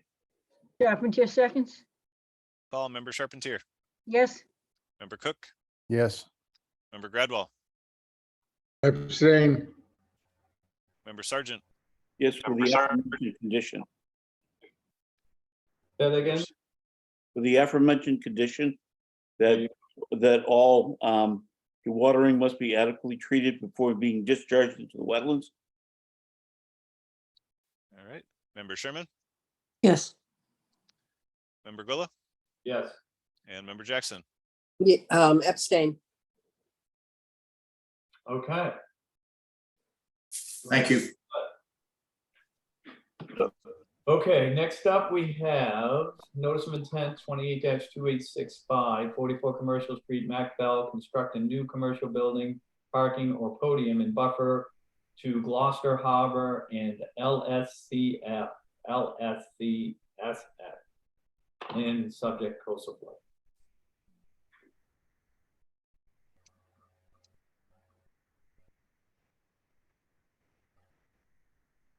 So we have Liam O'Connell and Farrell Smith. Is that what I'm reading? Representative? Yeah, have Liam here. I'm promoting him to a panelist.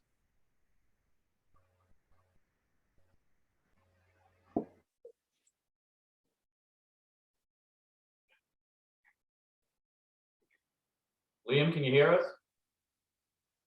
You gotta unmute. Now I can. Can you hear me? Yep.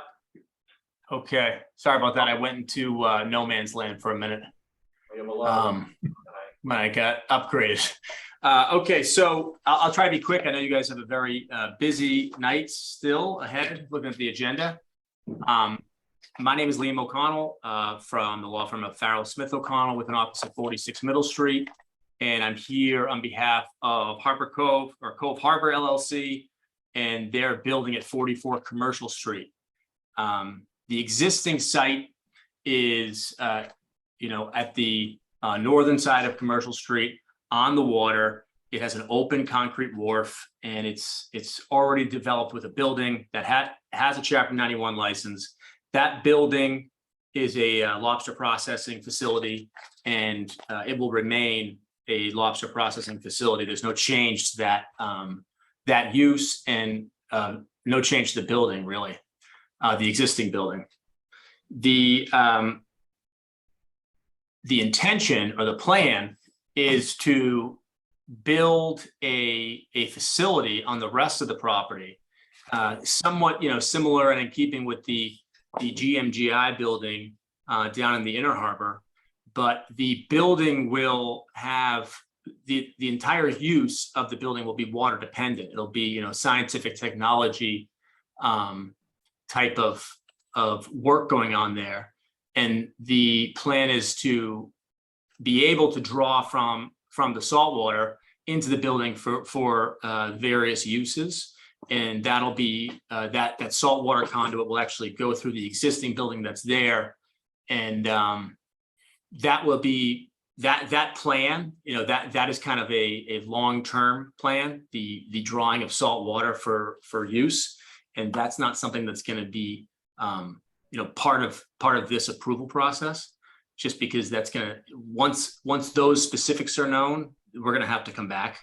But that's the ultimate goal, to make this a facility that can be used for water dependent scientific or technological uses.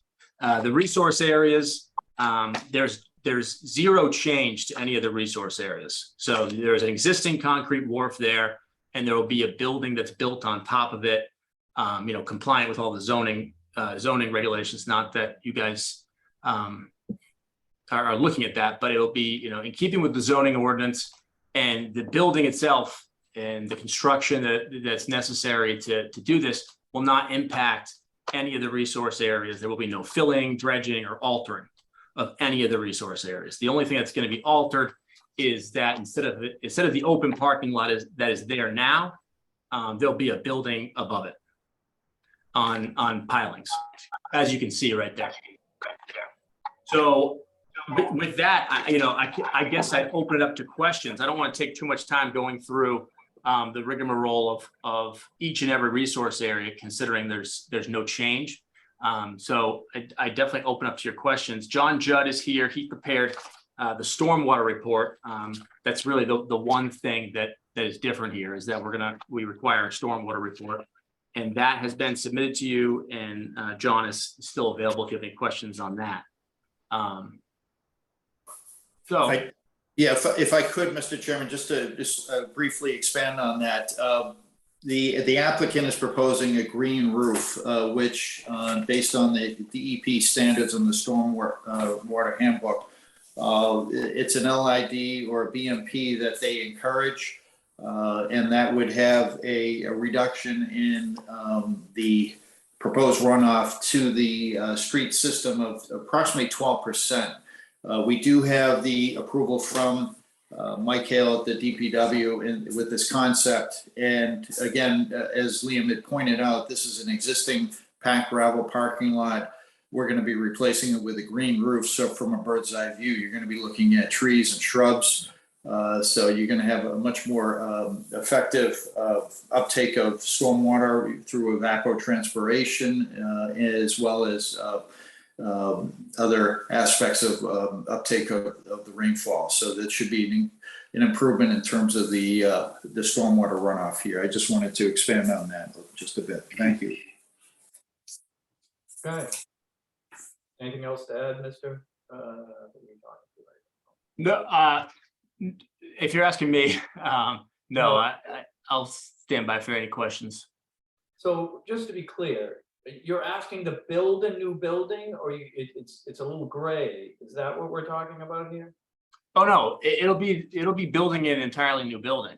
So the existing conditions, if you go back to the plan, the existing conditions on site, the only thing that's there right now is the building at the end of the wharf.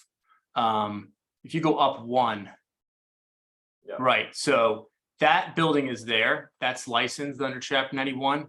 That won't change, and the shipping and receiving aspect to that building's use will still be there. It'll be maintained. What's going to change, and actually, if you kind of zoom in, if you can, I don't know if you, yeah, if you zoom in a little bit, in between the proposed building and the existing building, you'll see an area where there's a concrete apron right there.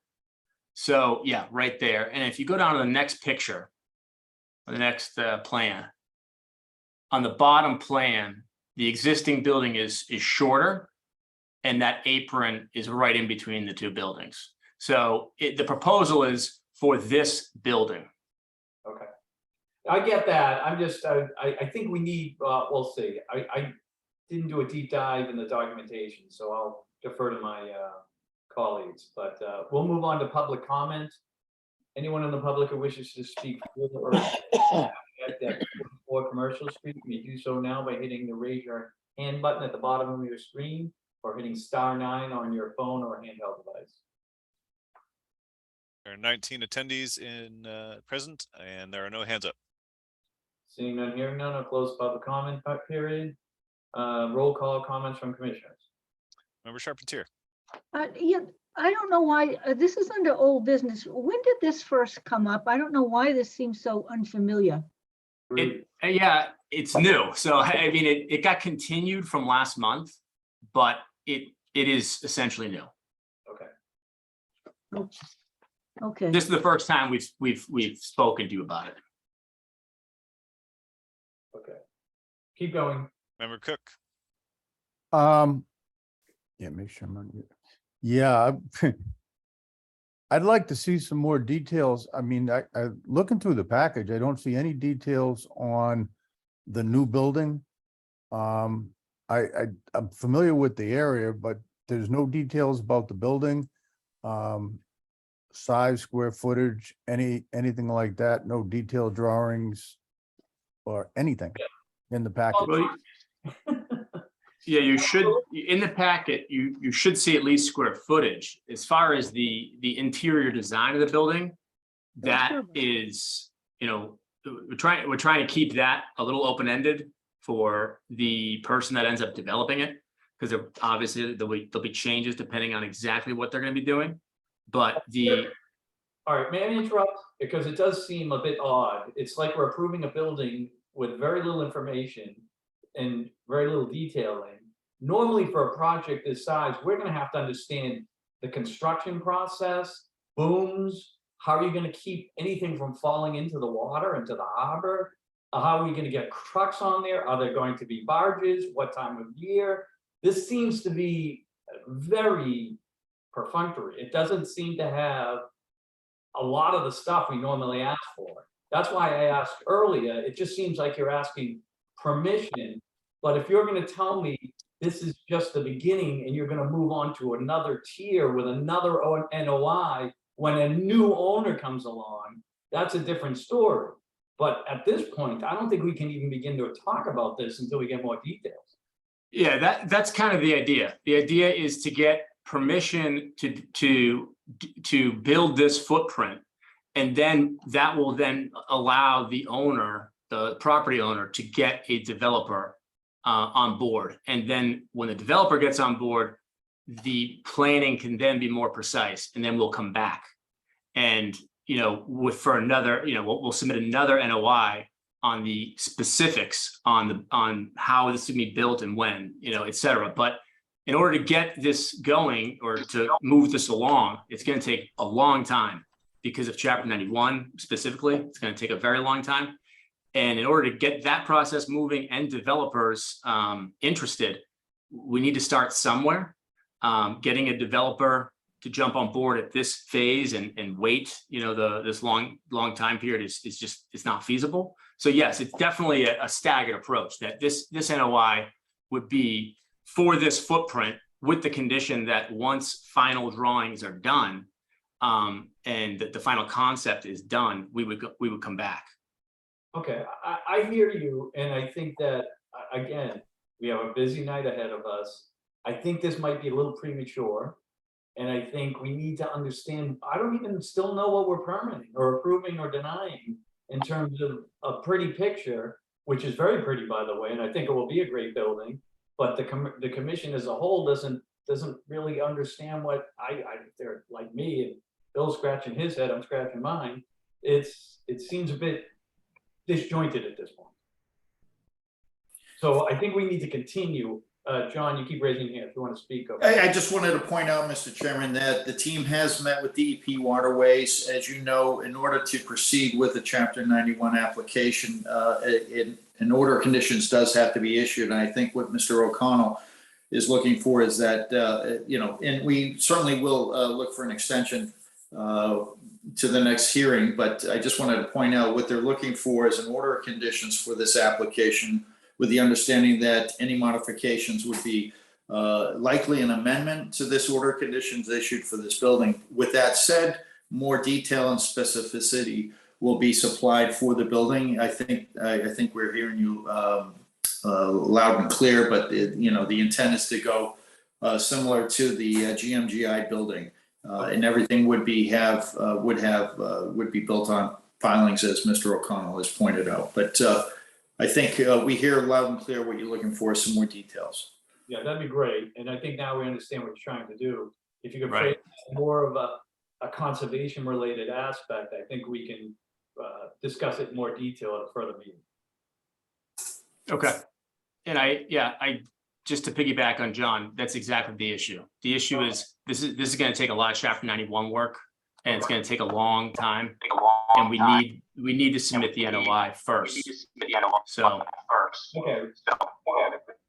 I think we get it. Commissioners, does anyone else have anything to add? I think we're just going to move to continue at this point for further information. Just for clarity, we're discussing a building envelope, which they need an order of conditions for to get Chapter 91 approval and move forward with an actual building, which means that we would have to approve a building envelope with the very clear understanding that a building would be coming down the road with more specificity. Basically, they're putting a new impervious surface over an existing impervious surface. They do have some sketchy safeguards built in to preserve the environment and all of that. And it certainly is less detailed than we are used to seeing. But I think they're just asking for the envelope to be approved with an order of conditions that would include there is to be no construction until they come back to us with a plan with lots more detail. Well, precisely. Well, is this even considered an impervious surface? That's a question. I mean, it's not loose gravel per se, but it's gravel. So that would be considered pervious. I thought it was concrete. If I could, it's a combination of packed gravel and there is some pavement toward the front of the site. With that said, in the stormwater package, we did submit the BMP applicability for green roofs and effectiveness planning considerations, et cetera, as outlined by DEP with the intent of what's going to be put on the roof. And the applicant is fully on board with that. And that obviously would be should it be approved, it would be part of an order of conditions. If more detail needs to be provided, we will do that. I think at this point, just to save time and energy, I think now, Ms. Jackson, my co-chair, she clarified it for me at least. So as long as, I think we should continue to the next meeting, gives us a little more edges to this project. And I think we all can understand it a little better and give you what you need. But as it stands right now, it's just a wee bit too vague. That's all. Like we're getting dumped on. I'm still a little unclear because when I look at the project proposal in the NOI, it says to construct a new resilient marine science technology building. So it's the proposal is to build a new building. Right, so it's a little confusing, so we can't go. Okay. But we got a lot more to go through, so we're gonna move to continue you if that's okay. Yes, Mr. O'Connell? yes, thank you. Okay, so why don't we move this to continue and we'll take it up at the next meeting. Commissioner Jackson moves to continue NOI 0282865 at 44 Commercial Street to the Conservation Commission meeting of September 21st, 2022. Carpenter, second. Roll call, member Charpentier, Yes. member Cook, Yes. member Gradwell, Yes, member Sargent, Yes. member Sherman, Yes. member Gulla, Yes. and member Jackson. Yes. Okay, so. Thank you. Thank you very much. We'll see you in a couple of weeks. Thank you. Next up, RDA. We're under new business now. We're covering some ground. RDA 17391 Way Road, Daniel Mitnick, construct a new patios and rear and side, new patios in the rear and side of the home and replace existing front walkway. This is an RDA.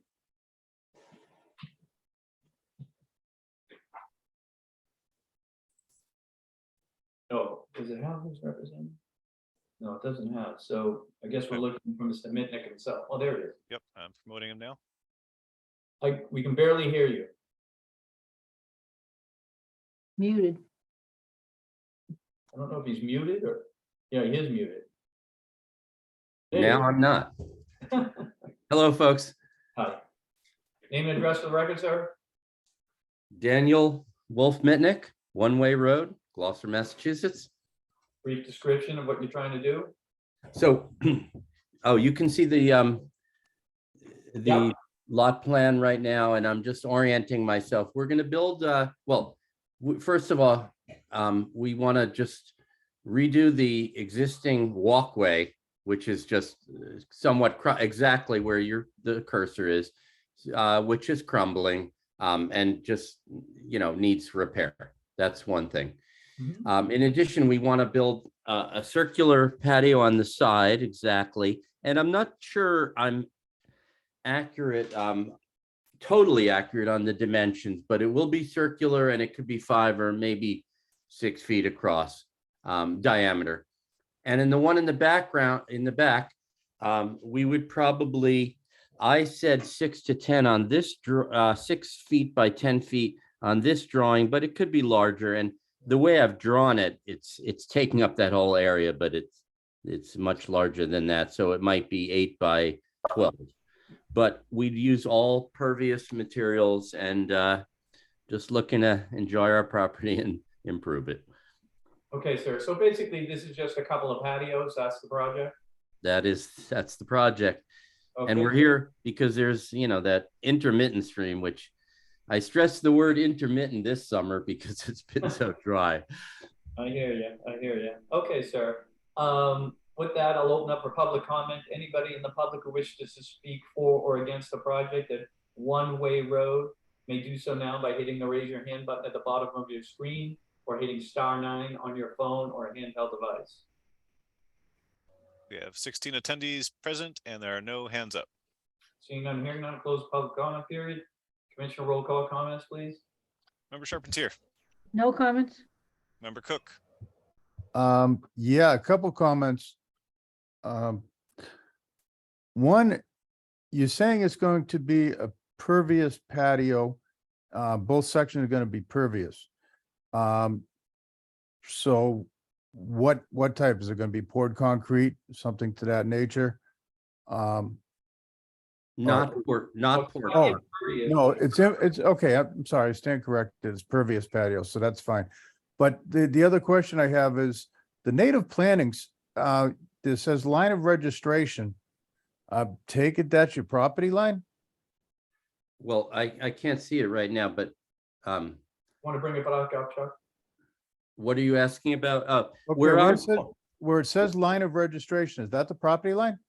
you know, it's that, so there are actually two parcels.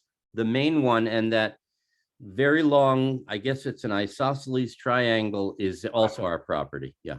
Okay. So that is our property. Yes. It's two parcels. And they're both registered and et cetera. So that, yeah, where those circles are and I'm pointing at native plantings, that is our property line. Okay, you gotta plant them on your property though, don't put them on. Absolutely. Okay, that's what I wanted to clarify, and make sure that, you know, we weren't gonna be planting them somewhere else. No, That's no, all I needed to know. I Thank get a lot, you. I get a lot, I can tell you who my neighbor is in the back and the other side, and I can tell you who we're working with as a landscaper as well. That's Aranio Landscaping. So we're gonna plant it on our property line, of course. Okay, thank you. Pick up commissioner comments again, Chuck, after. Bill. Member Gradwell, No comment. member Sergeant, No comment. member Sherman, No comment. member Gwillo, No comment. and member Jackson. Is the current walkway pervious or impervious? I know you're just redoing it. We're But just doing it. Well, it's, what is it? It's pervious. Yeah, it's pervious. Okay, There's, Okay. okay, thank you. No other, no comments. Anybody else? Okay. Chuck, go ahead. Thought I'd throw you in the mix. You look tired. Moink day. Okay, let's keep moving. So we got this, and Joe, you want to close the, well, we got this is a negative determination or a positive Yeah. determination, but we have to close. the hearing. Commissioner Jackson moves to close the public hearing for RDA 1739 at One Way Road. Ms. Charpentier seconds? Roll call, member Charpentier, Yes, member Cook, Yes. member Gradwell, Yes. member Sergeant, member Sherman, Yes. member Gwillo, Yes, and member Jackson. Yes. Commissioner Jackson moves for a negative determination for RDA 1739 at One Way Road. and what does that Charpentier mean? seconds? That means that your project will have no impact on the resource areas. That's a Thank good you. thing. Thank you. Roll call, member Charpentier Charpentier, seconds? Yes, member Cook, Yes. member Gradwell, Yes. member Sergeant, Yes. member Sherman, Yes. member Gwillo, yes. and member Jackson. Yes. Yes. Okay, That's, sir. Thank you. You'll get an order in the, it'll be mailed out to you, I think within 2 weeks. Thank you all. You're welcome. Thank you, Chuck. Chuck, I'm starting to think it might be your, I'm seeing Barry's screen kind of light up when it's happening, so I think his. See that yellow? yeah, So I think his something is picking it up on his end there, but okay. All right. I doubt that, but I've got it muted now. Now he's muted. I think he's trying to test it to see if it actually is in. It definitely seems a little quiet. It might be you, Barry. Anyways, moving on. Notice of intent 28-2872, 29 River Road. Deborah Michael, maintenance of existing retaining wall in buffer zone to coastal resource area, LSCSF. Doesn't have anyone representing, so I'm assuming she's representing herself. yep, I'm promoting her now. Hello? Hello. Yep, I'm here if you need me to answer any questions. We just basically need to keep the wall from any more backwash. And our mason has recommended doing this rather than just throwing a bunch of rocks and dirt down there. Okay, well, that would be a bad thing, throwing rocks and dirt. Right. So normally in situations like this, we try and get a competent mason that understands waterfront construction. This is an RDA. So I'm a little concerned that as long as you have the right people to do it, we don't want anything falling into the water, the resource. So we're a little, when we have retaining walls being maintained, sometimes it can get a little bit Mhm. tricky. Rob, Yep. Rob, I have it as an NOI. Oh, I'm sorry, I was reading the prior one. Is there anyone there, Deborah, that who's the going to be doing the work? Barry Amaro, his group. Okay, I know of him. I don't know him personally. If I can clarify a bit, Rob, I spoke with Barry. The plan is, I guess there's soil behind the wall that is washing out through the wall, on the tidal flows. The plan is to dig that fill out, place some filter fabric, and then re-put the fill back in there, and to have that filter fabric to help keep the erosion of that soil from happening. Okay, did I miss a plan in the filing, or is this it? There was no detail that I saw. No, I believe this is all that was. Oh, okay. supplied to us. I'm just trying to make sure I didn't miss something. That's all. Yep. Okay. No, I spoke to Why him don't on we the phone. move on to, first off, public, if anyone in the public wishes to speak for or against the project at 29 River Road, may do so now by hitting the raise your hand button at the bottom of your screen or hitting *9 on your phone or handheld device. There are 19 attendees present, and there are currently no hands up. Okay. Commissioner roll call comments, please. Member Charpentier, No comments. Member Cook. I muted Bill. Come back to us, Bill. Mm. Muted. Yeah, I mean, You were muted there for a minute. Start over. okay, I'd really like to see some more detail on the work steps, and exactly what's going to happen, because I mean, this is in Lobster Cove. It may seem simple, but I think there's too much risk, especially if we're going to be excavating and piling dirt behind it and everything. We need to have a construction sequence of exactly what's going to be happening, where the stuff's going to be stored. We need much more detail on this, in my opinion, before I'd be comfortable moving forward. So you need more of a description from Barry, because we did send in a description directly from him.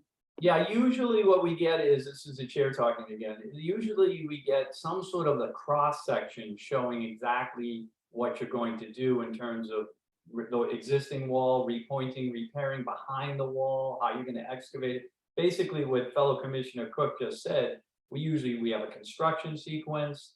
I think if we continue this to the next meeting, it would give you and Barry a chance maybe to sit down with Chuck in a little more detail.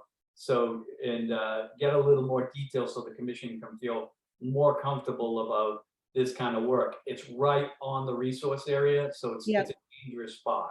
So we just need a little more clarity. It doesn't mean you're not going to do it. It's just we need a little more information so we know the right people are doing the right things. Okay, so a real step-by-step.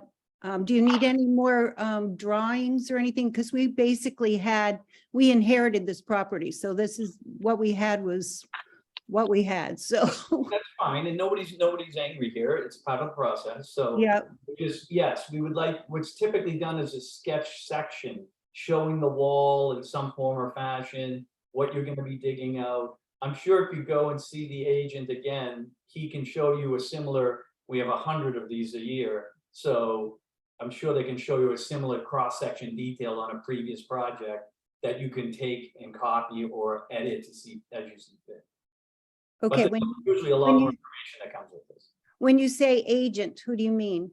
The gentleman is Chuck Shade. He's on the call right now. He has an office at 3 Pond Road. Is it 3 Pond Road? Yes. Yeah. Okay. All right. Yep. So we're gonna continue this for 2 weeks, and then, so you can clean those items up, and we'll take it from there. All right, all right. Chairman, may I add something, Mr. Chairman? As someone familiar with the area, I've seen when these retaining walls are rebuilt, more often than not, they end up being taller than what they were. No, And, we're not doing that. okay, but it just, We're not rebuilding the wall at all, not at all. okay, I'm just saying it might be helpful to have some photographic documentation that can show what the existing condition is. Okay, That's a great idea. And could I make a comment as well, Mr. Chair? Sure.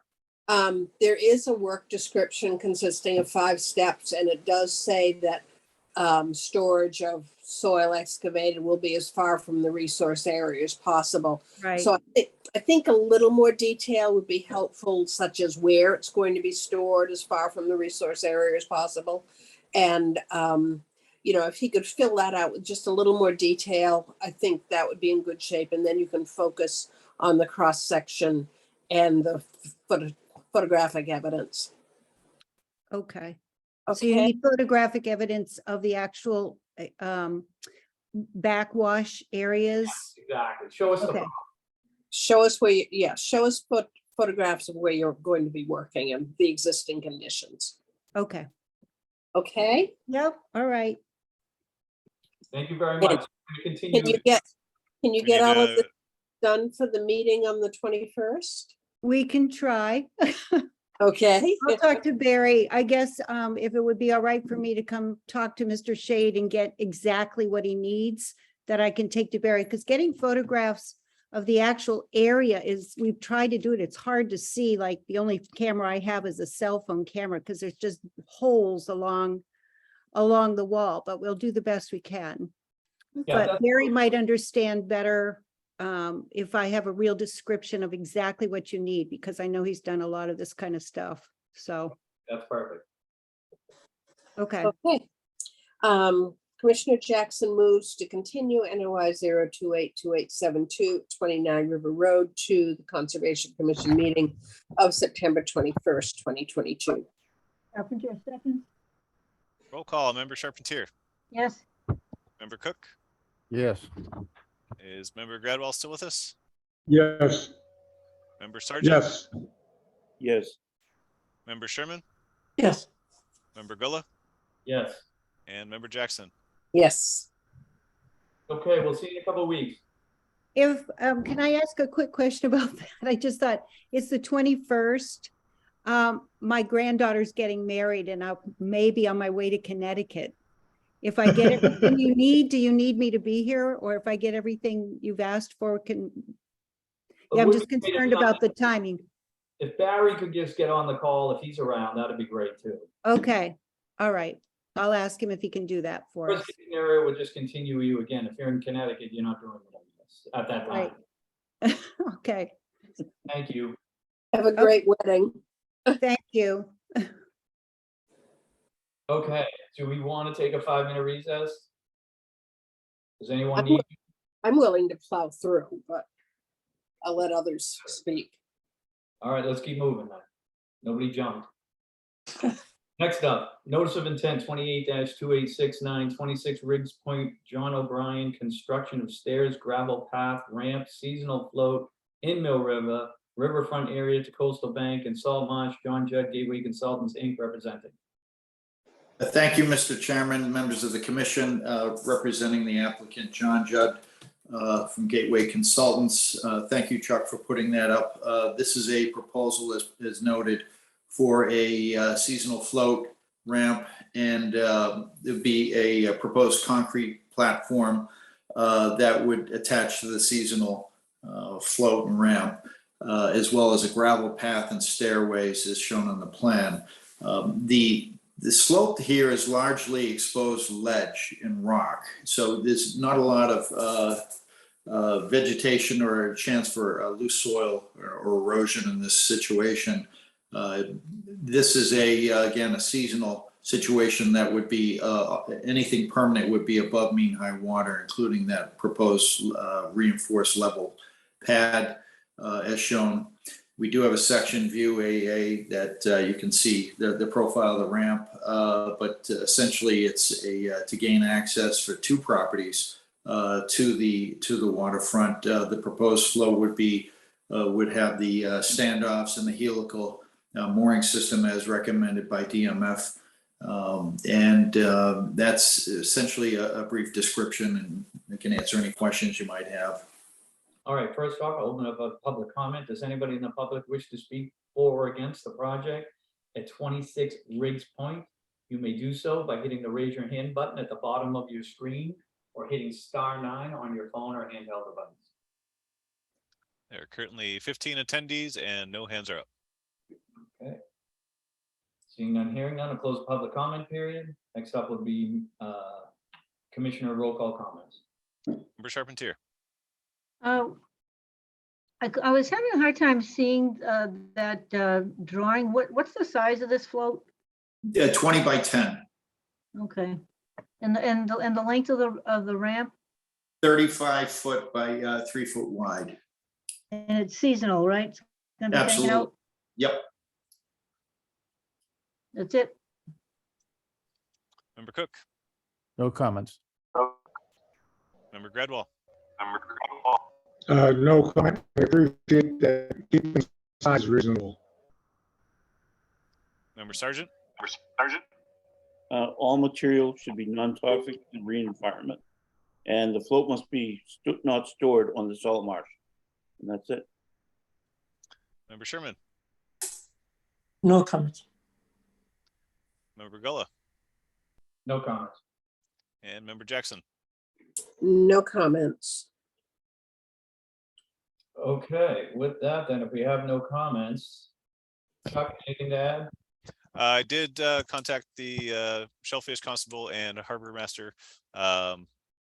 No issues. They just recommended having the using the 18-inch standoffs, as John had mentioned, and also using the helical anchors and elastic roads for the anchoring. Excellent. Okay, commissioners, if you have nothing else to add, we can move to close the hearing. Commissioner Jackson moves to close the public hearing at NOI 0282869 at 26 Riggs Point. Charpentier seconds? Let me stop for a second. It's Riverfront, is it not? Are we in Riverfront, John? Yes, it would be Riverfront. It is. So we got to vote on that. The alternatives analysis. Do they have one? Question.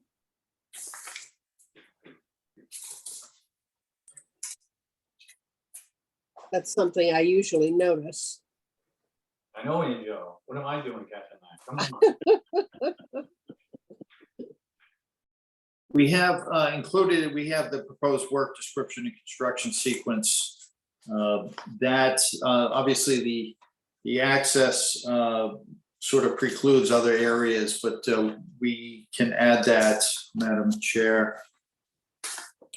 I believe that was included.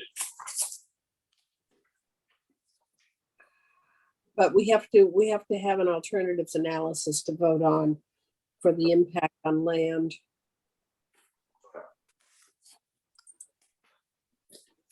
So we can't condition. We can't approve the NOI until we've approved the alternatives analysis according to DEP regulations. Okay. I don't think it's going to be a big deal, but it's just going to bump you for 2 more weeks. Yeah, what I'll do is I'll make sure I get that in Chuck tomorrow. Okay. Because we obviously all voted, nobody had issues, so. Yep. Got our eyes across. So Commissioner Jackson moves to continue to September 21st, Mr. Judd? Yes, please. Okay, to continue, where are we? NOI 0282869 26 Riggs Point to the meeting of September 21st. Charpentier second. Roll call. Member Charpentier. Yes. Member Cook. Yes. Member Gradwell. Yes. Member Sergeant. Yes. Member Sergeant. Member Sherman. Yes. Member Gullah, Yes, and Member Jackson. Yes. okay. We'll Thank do next meeting. Next up, notice of intent 20-70, 3 Windmere Road, Paula and Joseph Fallon, construction utilities for electric, sewer, water within buffer zone. John Jetta, Gateway Consultants, Inc., representing. Thank you, Mr. Chairman, members of the commission. This is a fairly straightforward utility connection in the buffer zone to the coastal bank at 3 Windermere Road, which is on the back shore adjacent to, you can see the structure, yeah, the number 69. So there's a roadway. It's more or less a common driveway that goes up. It's called Windermere Road that goes up near Tragavick-Zander Road.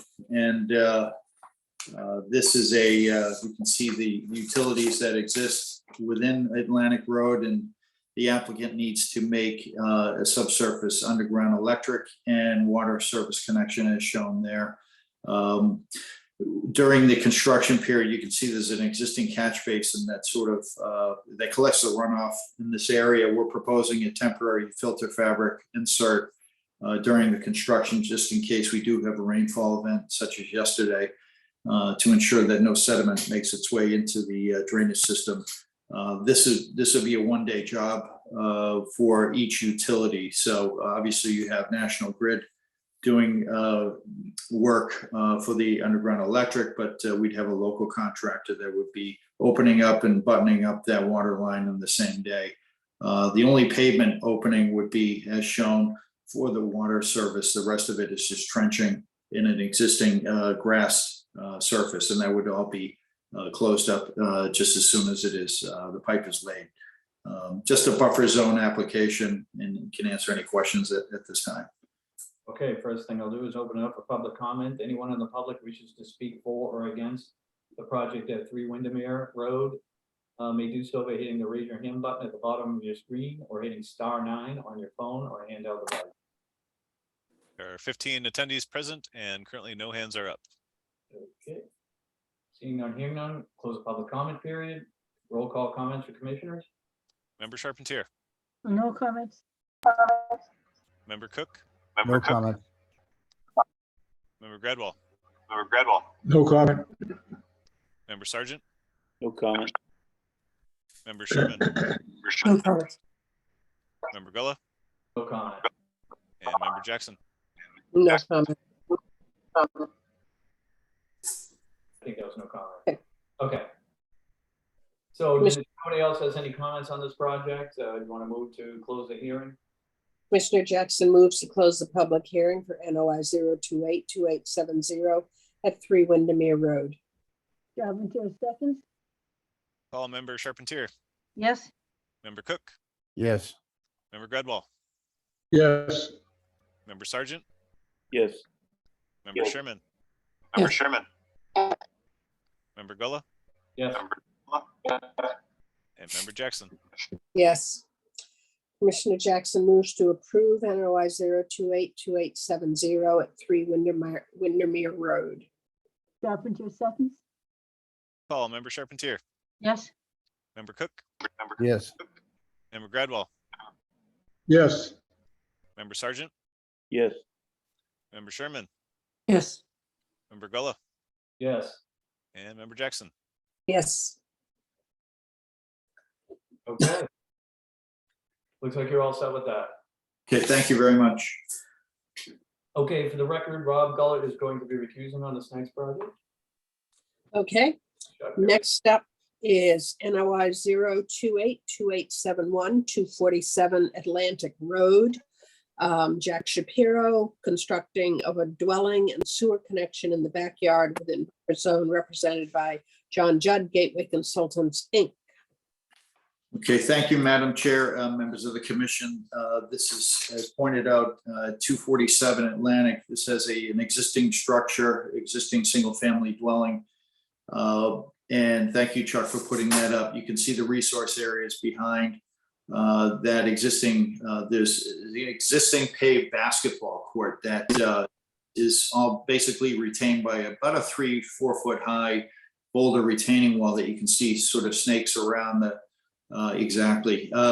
So the proposal is to remove all that asphalt associated with that sports court and construct a proposed accessory dwelling unit, which is a fairly new process, as you may know, within the city to allow for additional housing for in-laws and children and so forth on property. So the Shapiros would like to take advantage of that, remove that existing pavement, move things further away from the wetland toward the back left, and then reconstruct that wall so you can see that sort of 90-degree, thank you, for this accessory dwelling unit. And the reason we have to push it over there is you can see there's a 20-foot setback requirement on the left lot line. But essentially by removing that, we have in our impervious area calculations that existing pool house that would come out as well. And that basketball court with the pool house is a total of just about 1,300 square feet. The proposed new footprint of the dwelling unit is 951, closer to 900 based on the regulations. So additional native landscaping would be proposed and to replace. You can see we show that there's native, about 340 square feet of native landscaping. Planting is going to be proposed in that hatched area, which is now asphalt. So we're going to be removing and replacing with a better, obviously a better surface condition with native plants. And that's essentially the proposal. We are fortifying everything with state erosion control, fencing behind the proposed work, and can answer any questions you might have. Okay, let's open this up for public comment first. Is there anybody in the audience who wishes to comment on this project, Mr. Shade? There are 13 attendees and no hands are up. Okay, in that case, I'll close the public comment period. Let's go through commissioner comments. Member Charpentier, Member Cook, I'm looking to see, I really don't see any walkways or any way that people are gonna be getting here to the new dwelling. I don't know, so I need to know what the plans are for that. That's it. Member Gradwell, No comment. Member Sargent, My concern is the boulder wall realignment. I'm wondering if the building could be reoriented, if the wall can stay where it is. And then there should be a 2-year monitoring for mortality of mitigation plantings. Member Sherman, I guess I just have a concern about the proximity of the proposed dwelling to the wetland. I mean, I know the basketball court is not doing that any favors, but again, it seems like that new dwelling is not necessarily an improvement. Member Jackson, I see the, what do I see? I see the sewer, gas and sewer extension. Where's the water extension? And was any consideration given to putting the dwelling unit over to the right, where there seems to be all that empty space, and reconstructing the wall over there?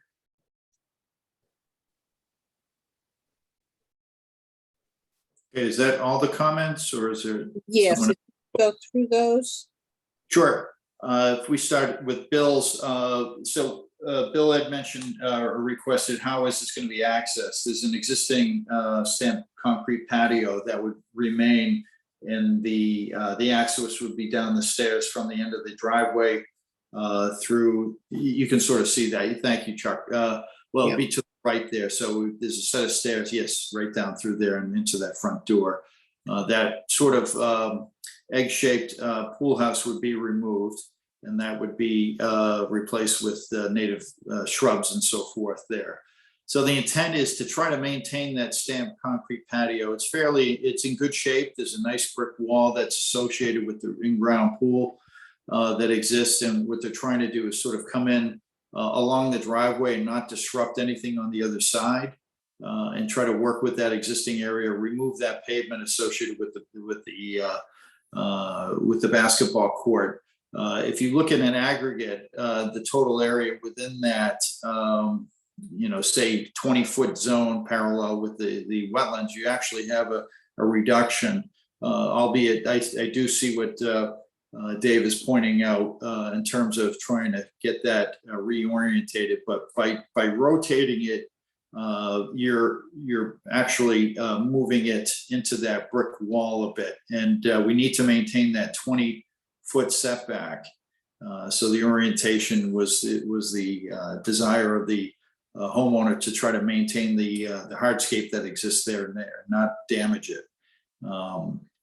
So I'm not sure if that was the.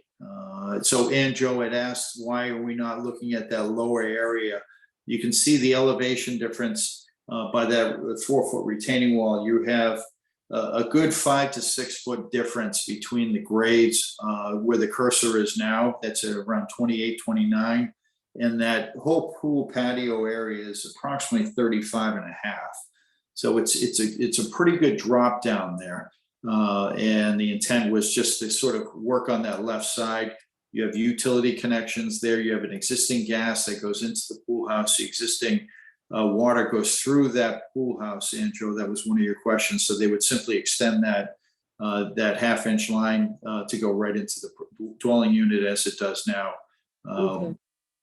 So What about sewer though?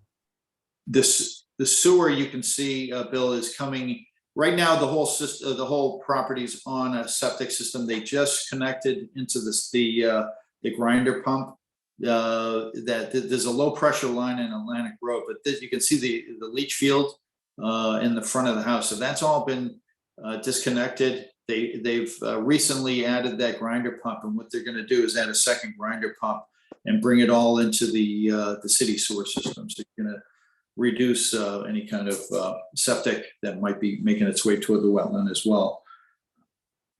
Mr. Judd, is the current sewer system, septic system, is the capacity sufficient, or will you be coming back to us with an application to expand that? No, so everything's been disconnected. That's been abandoned, and everything's going into the city sewer. Oh, okay, all right. Yep. Got it. All right. So are you running new sewer line? You running a new sewer line to the back of to the new house? Yeah, so you can see the proposed, it's only a 2-inch line that would go up and within the existing driveway, which is pea stone right now. That would be excavated out, and a 2-inch line would be connected to the new ADU. Yep, so that's a low pressure line. I just can't see it, that's all. Oh, yeah, most of it, you see where it says benchmark, though? Most of this is outside the buffer zone in front to the left of the garage. You'll see there's an arrow by the iron IR. Where is it at the new house? Yeah, so you see there's a proposed grinder pump just to the left of the proposed dwelling unit. There's a circle, it says grinder pump. To be removed? No, if you go back toward the proposed dwelling unit, you see a circle, it says, yes, grinder pump right there. Right. Yeah. So that would be the new connection for this proposed ADU. So you still have to put a grinder pump in, even though you're connected to sewer? Oh, yeah. Grinder pump, it's all low pressure all the way from Okay. St. Anthony's Okay. Church all the way up around the back shore. That's all low pressure. Okay. So collectively, all the pumps in that whole area collectively push the sewage through. Believe it or not, it's only a 3 or 4 inch diameter line along the whole back shore. And furthermore, that lower area that I sort of explained over in the back right, that's all treed right now with healthy vegetation. So that was the primary thought, is to try to maintain all that tree cover in there. Thank you. One other comment. would your clients be averse to doing something to, if you're going to move people into there, it's closer to the wetlands, would your clients be averse to somehow signing, putting signage up to protect the wetlands? I don't think that would be an issue at all. Okay, And you're keeping the chain link fence though, right? And the chain link fence was going to remain. So this, personally, I can tell you, it's pretty tough to get back there. Okay. It's 5 feet high. And this is very difficult to get over that. it might be nice to have maybe one sign or something. Yeah, just that's not a problem. throw trash over the fence or something. Okay. All right. Okay. Are there any further comments, commissioners? If not, I think we can move forward. It looks pretty straightforward. So Linda, would you like to make a motion to close the public hearing? Yeah. Can't hear you. Okay, Charpentier, is this better? Yes, that's much better. Yes, Okay. Charpentier moves to close the public hearing for NOI 028-2871 at 247 Atlantic Road.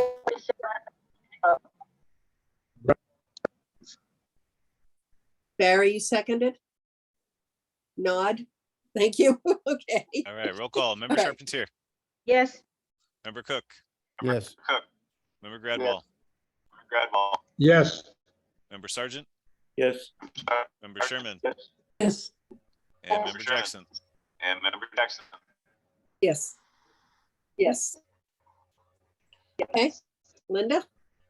yeah, Charpentier moves to approve NOI 028-2871 at 247 Atlantic Road. Gradwall seconds, All right, roll call. Member Charpentier, Yes, member Cook, Yes. member Gradwall, yes, member Sergeant, Yes, with the monitoring condition. Yes. member Sherman, Yes. and member Jackson. Yes, with the signage condition, one sign anyway, just to protect further wetlands. Okay. Good. You're all set then.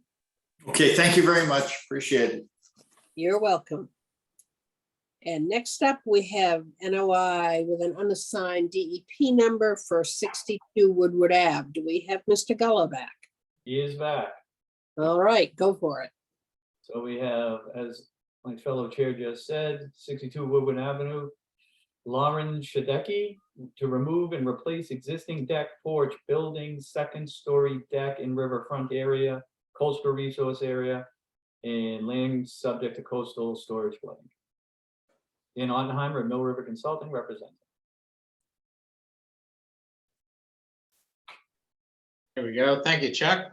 Good evening, commissioners. Dan Ottenheimer, engineer with Mill River Consulting, and as the chairman said, representing Lauren Suchecki. She owns a house at 62 Woodward Avenue on the Little River. What we're seeking your authorization for are two related projects. One, there are several decks and a porch that are in need of replacement just from degrading over time.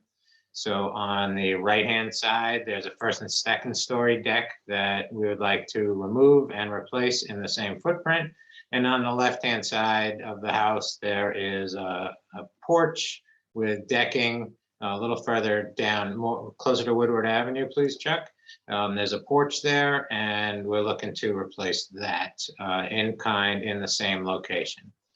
Related to that is a request to construct a new open deck on the water side of the house.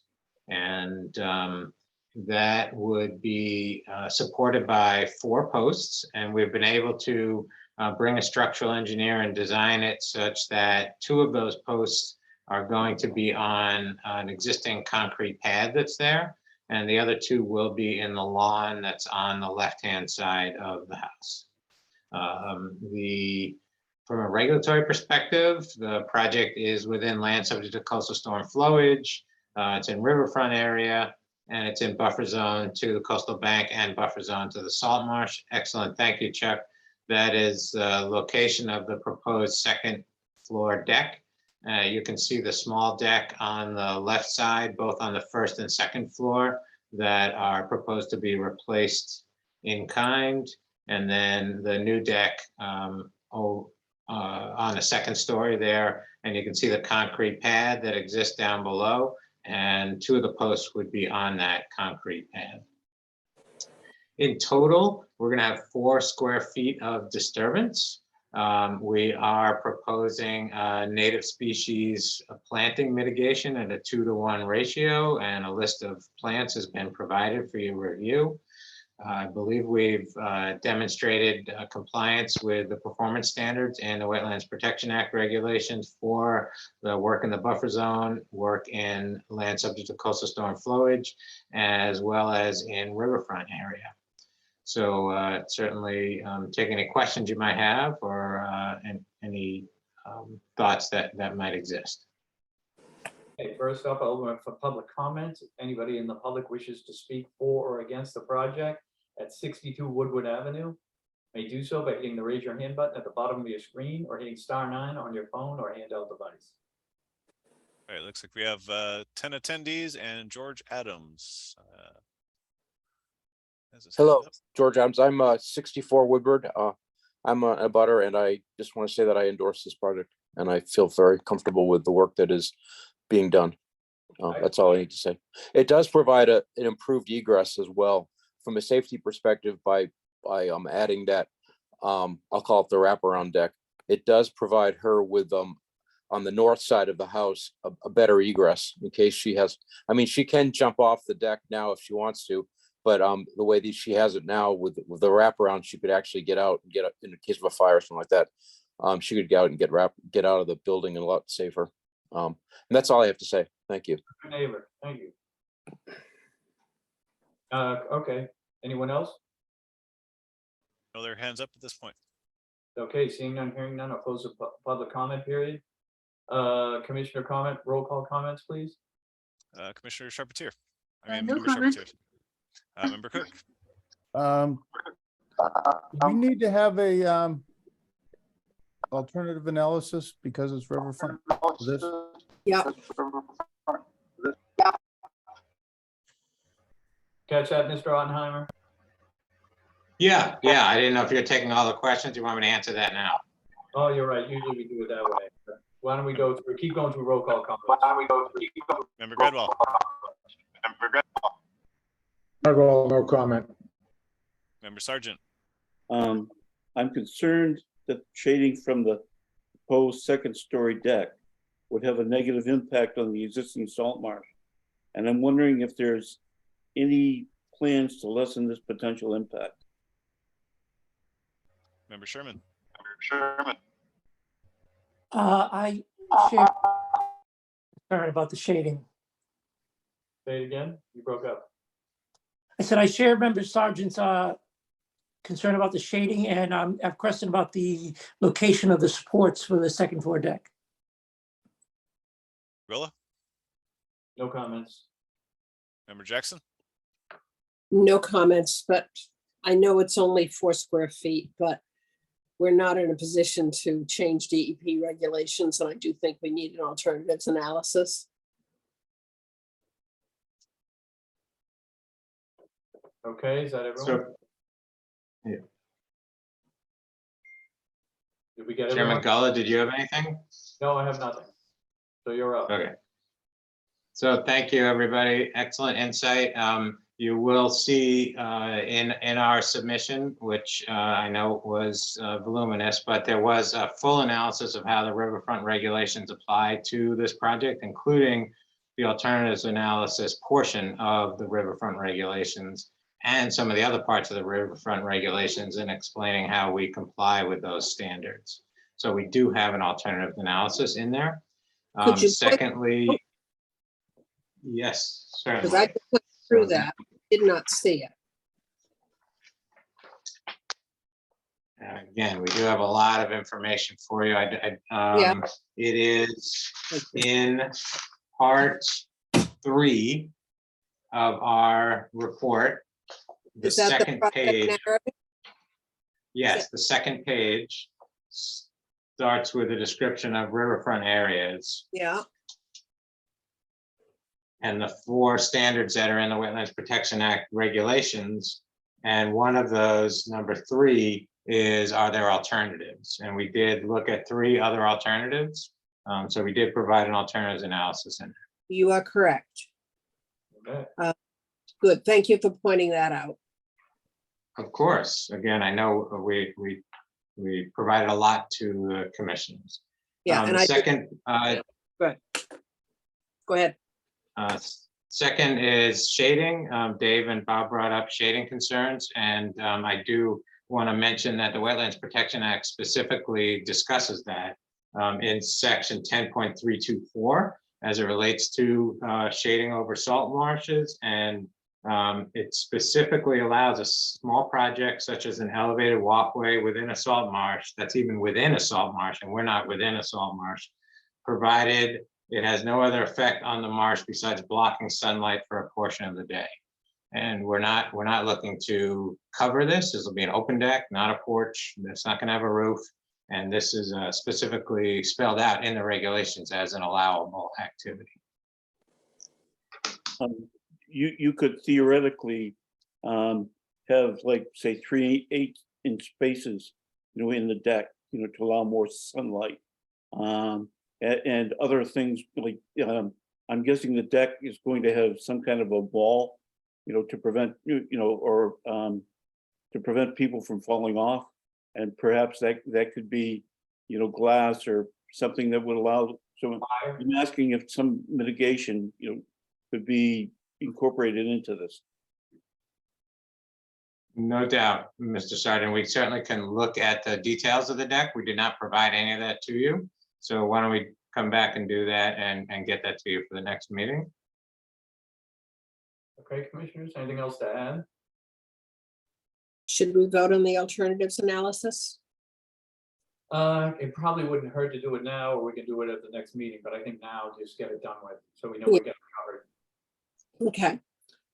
Just for those of you who haven't had a chance to read it, it does talk about placing more of the support posts in the lawn area, and their response is that it was deliberately made to maximize their placement on existing concrete surfaces. Having a new deck on the first and second stories, that option was considered and eliminated partly due to cost, partly due to appearance, and partly due to not wanting to have a deck in close proximity to SCSF and not replacing the existing decks, which would propose a safety hazard. Commissioner Jackson moves to approve the alternatives analysis for NOI unassigned DEP number 62 Woodward Ave. Ms. Charpentier seconds. Call, Member Charpentier, Yes. Member Cook, Yes. Member Gradwell, Yes, Member Sargent, Yes. Member Sherman, Abstain. Member Gulla, Yes. and Member Jackson. Yes. Okay, so the alternatives analysis approved.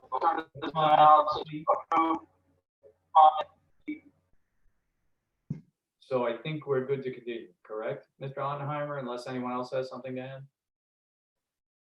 add? That's correct. We don't have a file number anyhow, so you can't act on it tonight. We'll get you some additional information about the deck and for your consideration at the next meeting. Excellent. Okay, Commissioner Great, Jackson thank you. moves, Commissioner Jackson moves to approve to continue NOI 62 Woodward Ave to the meeting of September 21st, 2022. Woodward Ave to the meeting of September 1st. Gradwell seconds. Roll call, Member Charpentier, Yes. Member Charpentier, Yes. Member Cook, Yes. Member Gradwell, Yes, Member Sargent, Yes. Member Sherman, Yes. Member Gulla, Yes. and Member Jackson. Yes. Okay, we'll see you in 2 weeks. Wonderful. Thank you, commissioners. Appreciate your time. Thank you. Next up, notice of intent.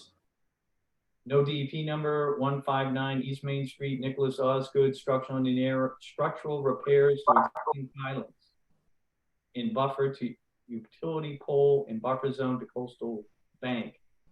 LSCSF, John Judd, Gateway Consultants Inc. representing. Are you recusing from this, Rob? Nope. Okay. All right. Thank you, Mr. Chairman.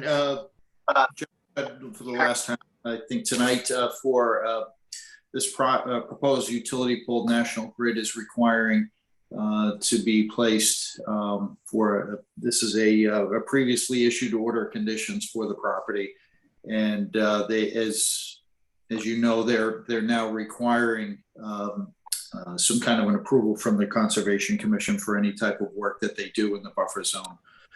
So this is a new pole that would be situated just off-site at the corner of the property. And it would be fortified with staked erosion control as shown on the plan. It should be a one-day job.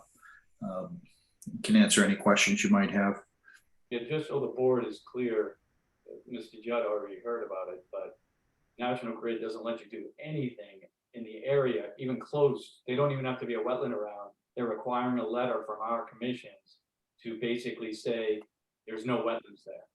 It's unfortunate because they're just making more work for people like Chuck to go out there and double check if it is, but they're forcing us to check that anything they do in the city, we check on it and make sure it's not their problem. So. Rob, Yep. Rob, just to be clear, we're talking about Horton Street now? Oh, Did I we think you're skip- gonna- did we skip 159 East Main? Yes, we did. Okay. So, okay. We can continue with Horton Street. I don't care. Right. I wanted to make sure we didn't miss 159 East Main. No. Yeah, okay. We got 159, right? We just went over it? No. No, we just went over 62 Woodward. We have not done 159 East Main. Okay. Now I'm getting a little slap happy. Did I announce it correctly when we started this? I think what happened is when you were reading, as you were reading the description, you skipped down and included the utility pole. So everybody kind of went on to Horton Street. Okay. So we're on NOI, we're on 159. Or we completed. Well, you decide what one we're on. You get to choose. Chuck, help me out here. Where are we? We're currently talking about Horton with John, if we're talking Okay. about a utility pole. Okay, so And then we'll go back. to Okay. Yeah, red is an NOI. This is not an NOI. This is an amendment request. Yes. Got it. Well, we'll go down, we'll jump down. So let me start over. Amendment 0282803, 15 Horton Street. Amend the original order of conditions to include installation of a utility pole and buffer zone to Coastal Bank, LCSF, John Judd Gateway Consultants Inc. representing. So let's try that again. Okay, thank you, Chuck, for putting up the plan. You can see in the bottom left-hand corner, bottom center of the plan, rather, you can see the proposed pole that's just off-site. It's actually within the layout of Horton Street that would be connected. And that's, I think I've already sort of described it. You see some erosion control that's going to be on the down gradient side. And that's pretty much it. Okay. I'll open that for public comment. Any in the people in the public who wish to speak for or against the project at 15 Horton Street may do so by hitting the raise your hand button at the bottom of your screen or hitting *9 on your phone or handheld device. We currently have 7 attendees and there are no hands up. Okay. Seeing none, hearing none, I'll close the public comment period. Roll call comments. Member Charpentier, No comments? Member Cook, No comments. Member Gradwell, No comment. Member Sargent, No comment. Member Sherman, No comments. Member Gullah, No comment.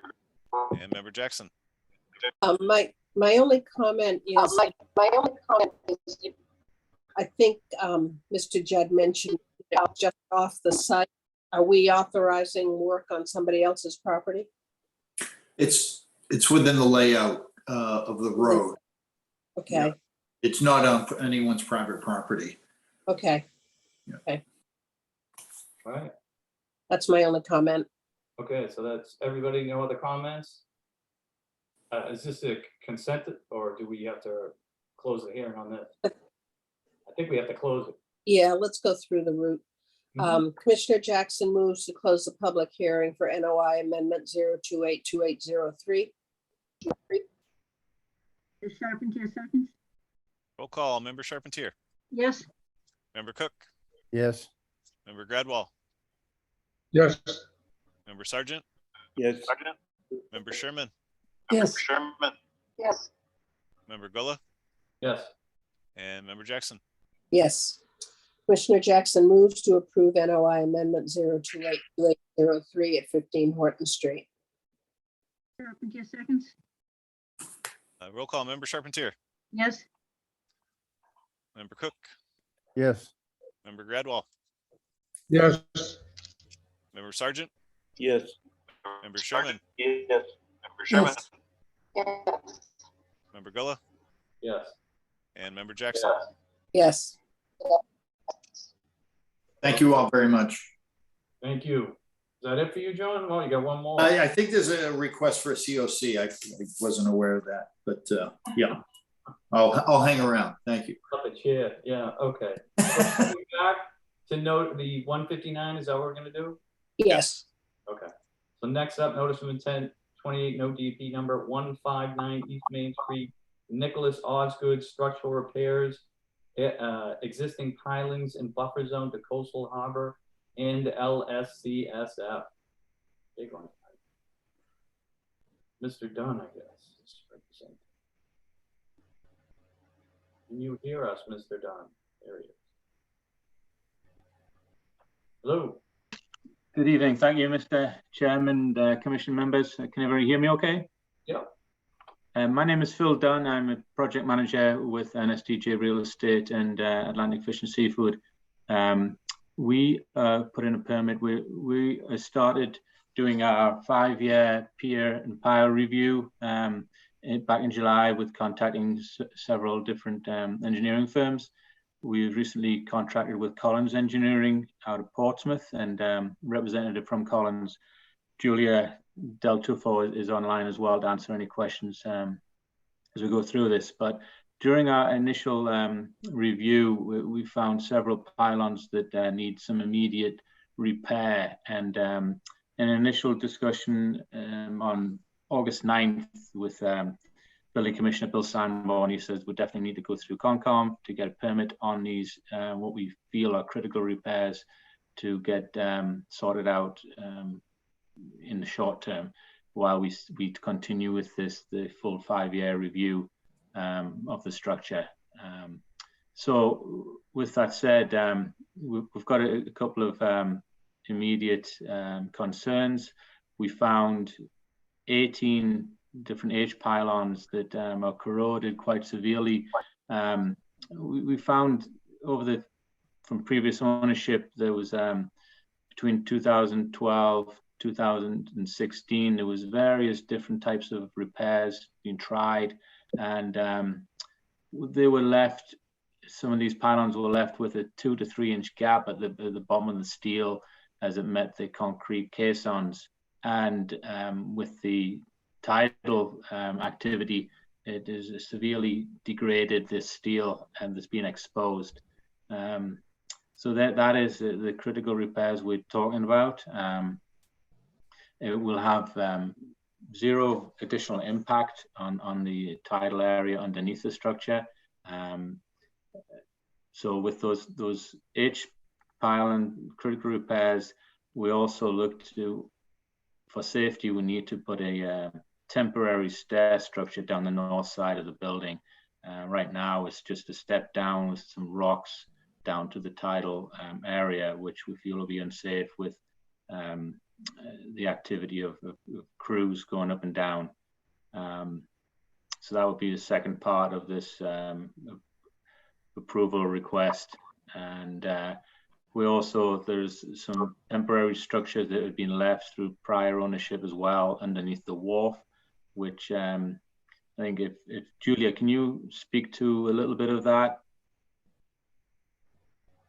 Sure. So during our site visit, I don't know if you can pull up any photos. I can try to share my screen. If not, there seems to have been a failure, and there is some scaffolding holding up what was installed. They installed some I-beams running along where the failure was. So part of our repair is just to remove the scaffolding because that is in the water right now, and to install channels that will go from pile to pile and support it that way. And then another repair that we're proposing, we saw a substantial crack in a pre-stressed T-beam underneath the loading dock. So we're proposing to put in existing or proposed beams on either side of it to take some of that load. Again, like Phil said, nothing is going to touch any of the resource areas. It's all above. Okay. With that, I'll open up for public comment. Anybody in the public who should speak for or against the project at 159 East Main Street? You may do so by hitting the raise your hand button at the bottom of your screen, or hitting *9 on your phone or handheld device. There are currently 4 attendees and no hands are up. Seeing none, hearing none, a closed public comment period. Commissioner roll call comments, please. Member Charpentier, Comments? Member Cook, None. Member Gradwell, Comment. Member Sargent, No comment. Member Sherman, No. Member Gullah, Member Jackson, My comments are. Yes, my comments are that some of these, it's characterized as temporary repairs, but you're installing I-beams and T-beams, and is all of this temporary, or some of it permanent, or as permanent as you can make it repairs? And B, for that section which is considered temporary, when would you be considering making it permanent? I just am concerned that there could be a series of temporary repairs. I can answer that question. Thank you. The stairs are temporary. The stairs are just there for construction so they can get up and down safely. The rest of the repairs, we're in the process of fully inspecting top to bottom the entire structure. We're going through pile by pile and noting all the different repairs, and we're going through using the ASCE manual to do so. So at the end of our inspection, we're going to have a list of suggested repairs and when they should do them, and they may or may not incorporate these repairs. So temporary is more of an immediate repair to stabilize the situation so we can evaluate further and come back with a NOI in the future. Okay, thank you very much. My question would be similar to that, is whether or not the resource is obviously right there. Right. So there's going to be work. I know you say it won't impact the resource, but what protections are in place to keep debris and other things? Are there going to be barges involved? No barges. It'll be all handheld equipment, welding materials, that kind of stuff. Just best management practices. If they need it, they would do any sort of like tarps or whatever. But it's all just best management. We have in there to work within the tidal zone, so they would only be there in low tide. They wouldn't be able to access it in any other condition anyways. So they'll be bring in, bring out material. Okay, commissioners, anything else to add? just want to add, I did run this past Harbor Master and Shellfish, and there's no concerns by either party. Excellent. Okay, commissioners, unless there's no other questions, you want to move to close the hearing? Commissioner Jackson, we can't, there's no DEP number. So sorry to come back in 2 weeks because we don't have the DEP number. We're not allowed to close. Are you able to vote on it? And that way, when we have the DEP number, it could be a quick order of conditions. I don't think we've ever been allowed to do that. Okay. No. Other towns have been able to, but I know it's on a town-to-town basis, so I wanted to check. We should look into that if that's possible. Worth the ask. You know, All right, thank you very, well, we still got to move to continue. Yeah, Commissioner Jackson moves to continue NOI with an unassigned DEP number at 159 East Main Street to the meeting of September 21st, 2022. Carpentier seconds. Roll call, member Charpentier, Yes. member Cook, yes. member Gradwell, Yes, member Sergeant, Yes. member Sherman, Yes. member Gullah, Yep. and member Jackson. Yes. I guess I just wanted to add that the reason we can't vote without an NOI number is because DEP has not reviewed it until they assign a NOI number. Oh, So there you go. Thank you, Yeah. Chuck. I Thank guess, you I all. mean, based on the condition of some of those, if something seriously were to go wrong within the next 2 weeks, you can always get an emergency cert to do the repairs. Good point. Okay, thank you very much. We'll see you in 2 weeks unless something changes. Thank you. Thank you for your time. Okay, now we're up to other business. Notice intent 2662, 75 Essex Avenue, request for an extension of the OOC wharf and boat lift pier replacement within coastal resource areas of LUO, LCS, and LSCSF. David Smith of GZA representative.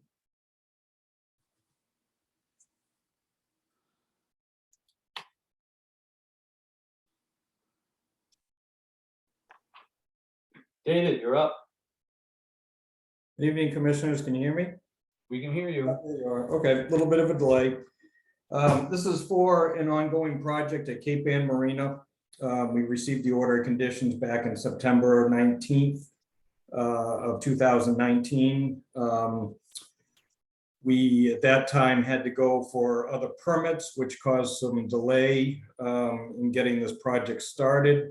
And because of the nature of this work being in an active marina, we had to schedule this work in the off-season, off-boating season. So this project didn't get started till the fall of 2021, last fall.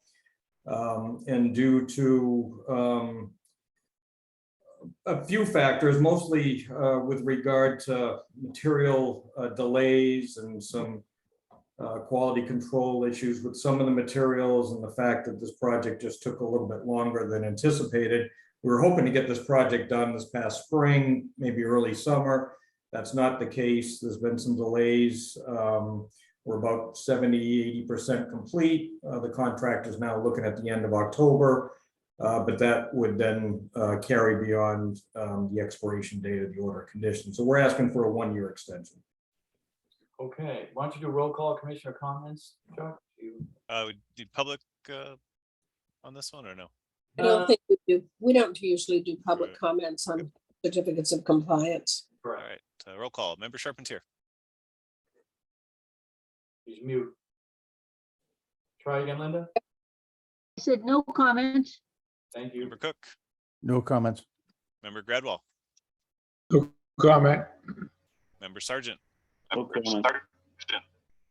member Sherman, No comment. member Gullah, No comment. member Jackson. No comment.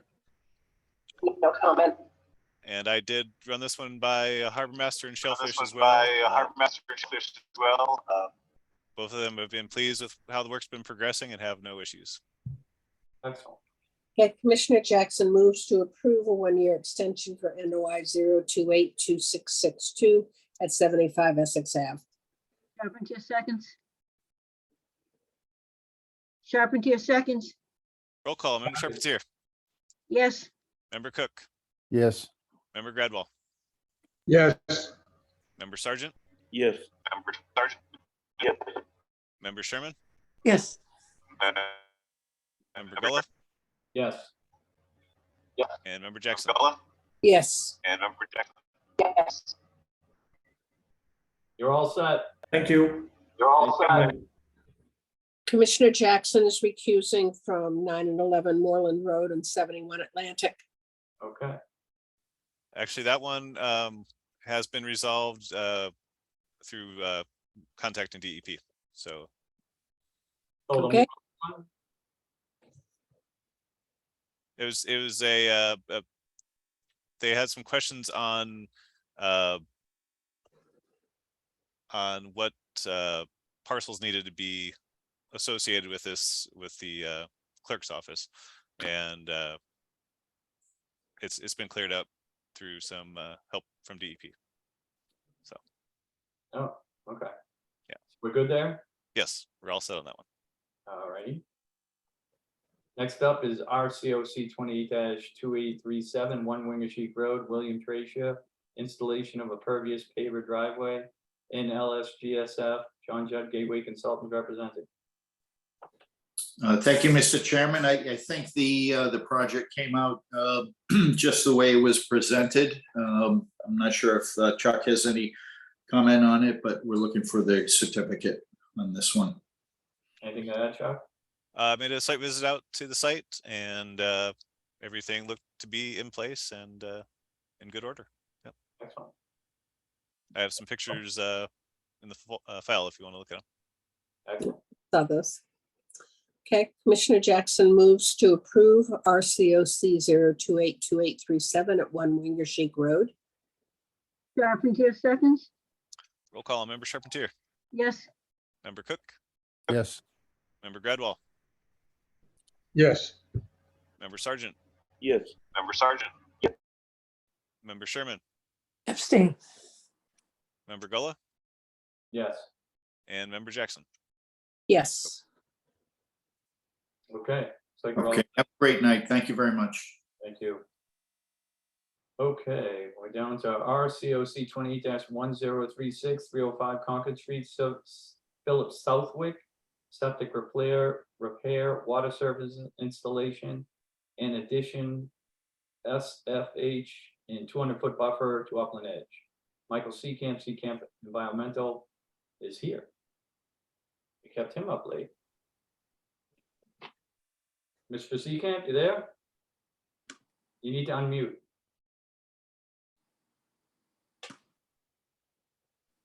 Michael? Mr. Seacamp, Okay, here I am. there you go. Sorry about that. No worries. So you Okay, close let's out, you're looking to get your certificate of compliance here? Yeah, kind of an unusual situation. This is an order of conditions that was issued, I believe, in 1997. Ooh. I was not involved in the project at that time. I got a call from the I believe they're it's now in a trust, the property, but the project at that time was for a permanent water line to be buried underground, and a septic system, and in addition to an existing cottage.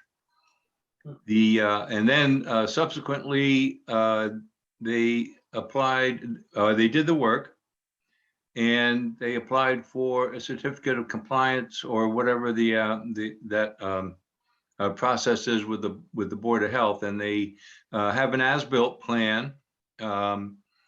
So they said they're planning to sell the property, and they wanted to see how quickly I could get it done. Could I get down there and take a look?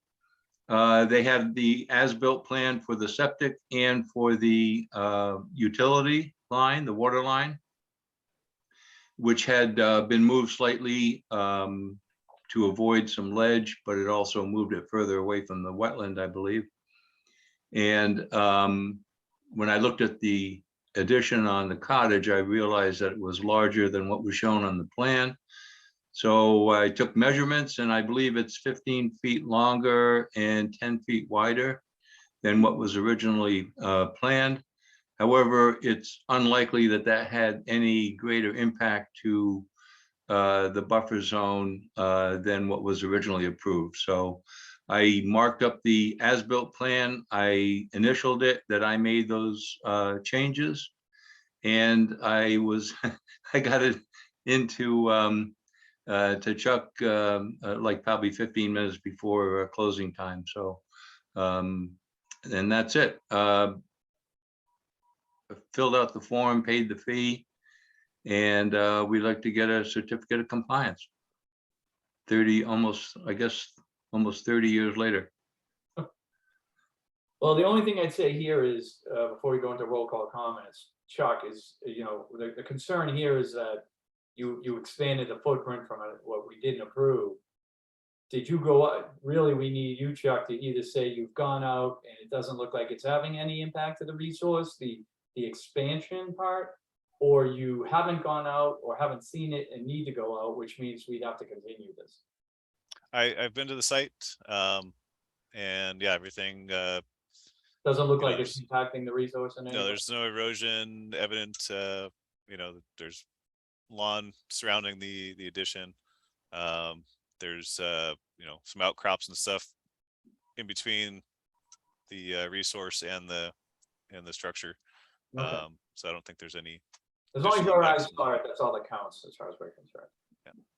Okay, with that then, commissioners, unless you have questions on this, anything to add? I think it's terrible precedent to set, but it's also almost 9:30, so I'll go with it. I guess we're good. Enjoy, you want to move it? Sure.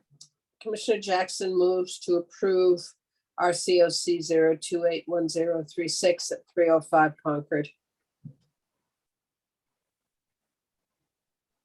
Guys, Linda, second. Charpentier seconds. All right, roll call. Charpentier, Yes. Member Cook, Yes. Member Gradwell, Yes. Member Sergeant, Yes. Member Sherman, Abstain. Member Gullah, Yes. and Member Jackson. Yes. All right, you're all set, Mr. C. Thank you. Thank you. Have a good evening. I think it's done, right? The meeting? Almost. Almost. Okay. Good night, folks. Good night. So very well done, everybody. We moved a lot of product. Chuck, if you can talk to IT and try and figure this mess out. Obviously, this is being recorded, so maybe he can see what's going on that we're missing here. So we don't have this ridiculous feedback problem again. Yep, I will check in with them. As I say, I was seeing Barry's box kind of light up, which means that No, they all light up when you talk. Yeah, right, but it all was picking it up when somebody else was talking. Oh. And so it was repeating, I think, through his. That's all I say. I'm not. I know. Somebody had this problem several months ago and they solved it by logging out and then logging back in.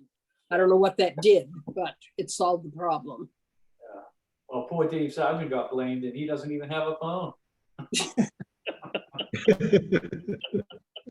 I want to know why Robert Sherman didn't vote on a 25-year-old RCOC. Was that because you weren't invited onto the commission at that time?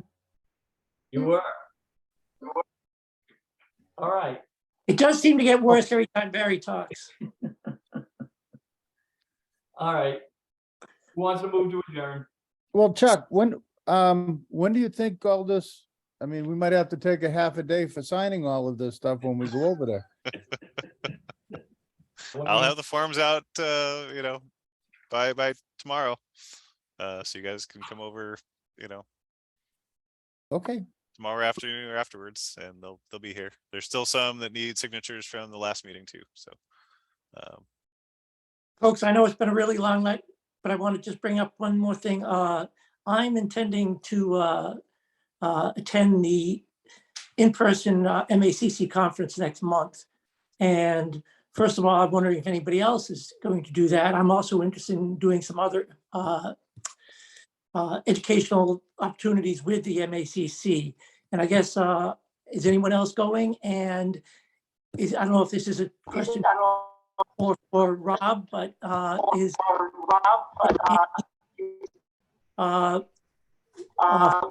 for payment or reimbursement for taking these courses? So there is a recourse for getting, you can get the city to reimburse you, I believe. Chuck can look into it, but Okay. You can. And I would be interested to keep it, is it in Danvers? Is it a Zoom? What are they? No, it's in person. It's at Devon's. Oh, really? It used to be at Holy Cross. Yeah, but they've moved it to Devon's. This Okay. is here. I think they're having it there. I have 2 more to get all of mine, so I would be interested. I just can't remember what 2 they were. Yeah, well, they probably have a record. And if you're doing any refresher courses, there's a significant discount. It's like $15 per course if you're doing just a refresher. Oh, really? Huh. Maybe I'll do it that way, rather than trying to find. But it is October 15th at Devon's. Okay. Okay. And Shelley would be the one to contact here about reimbursement. I can get you her information if you'd like. That'd be great. Send it along. Yeah. But maybe you and I will talk, Robert, about going together if you want to carpool. Sure. Yeah. All right, everyone, I'm gonna move to adjourn. Second, All those in favor? aye, Aye. good night. Good night. Good everyone. night. 2 weeks. Night. Well done. Thanks, All right. Chuck. Thank you guys. Thanks, Rob. Good night. Night.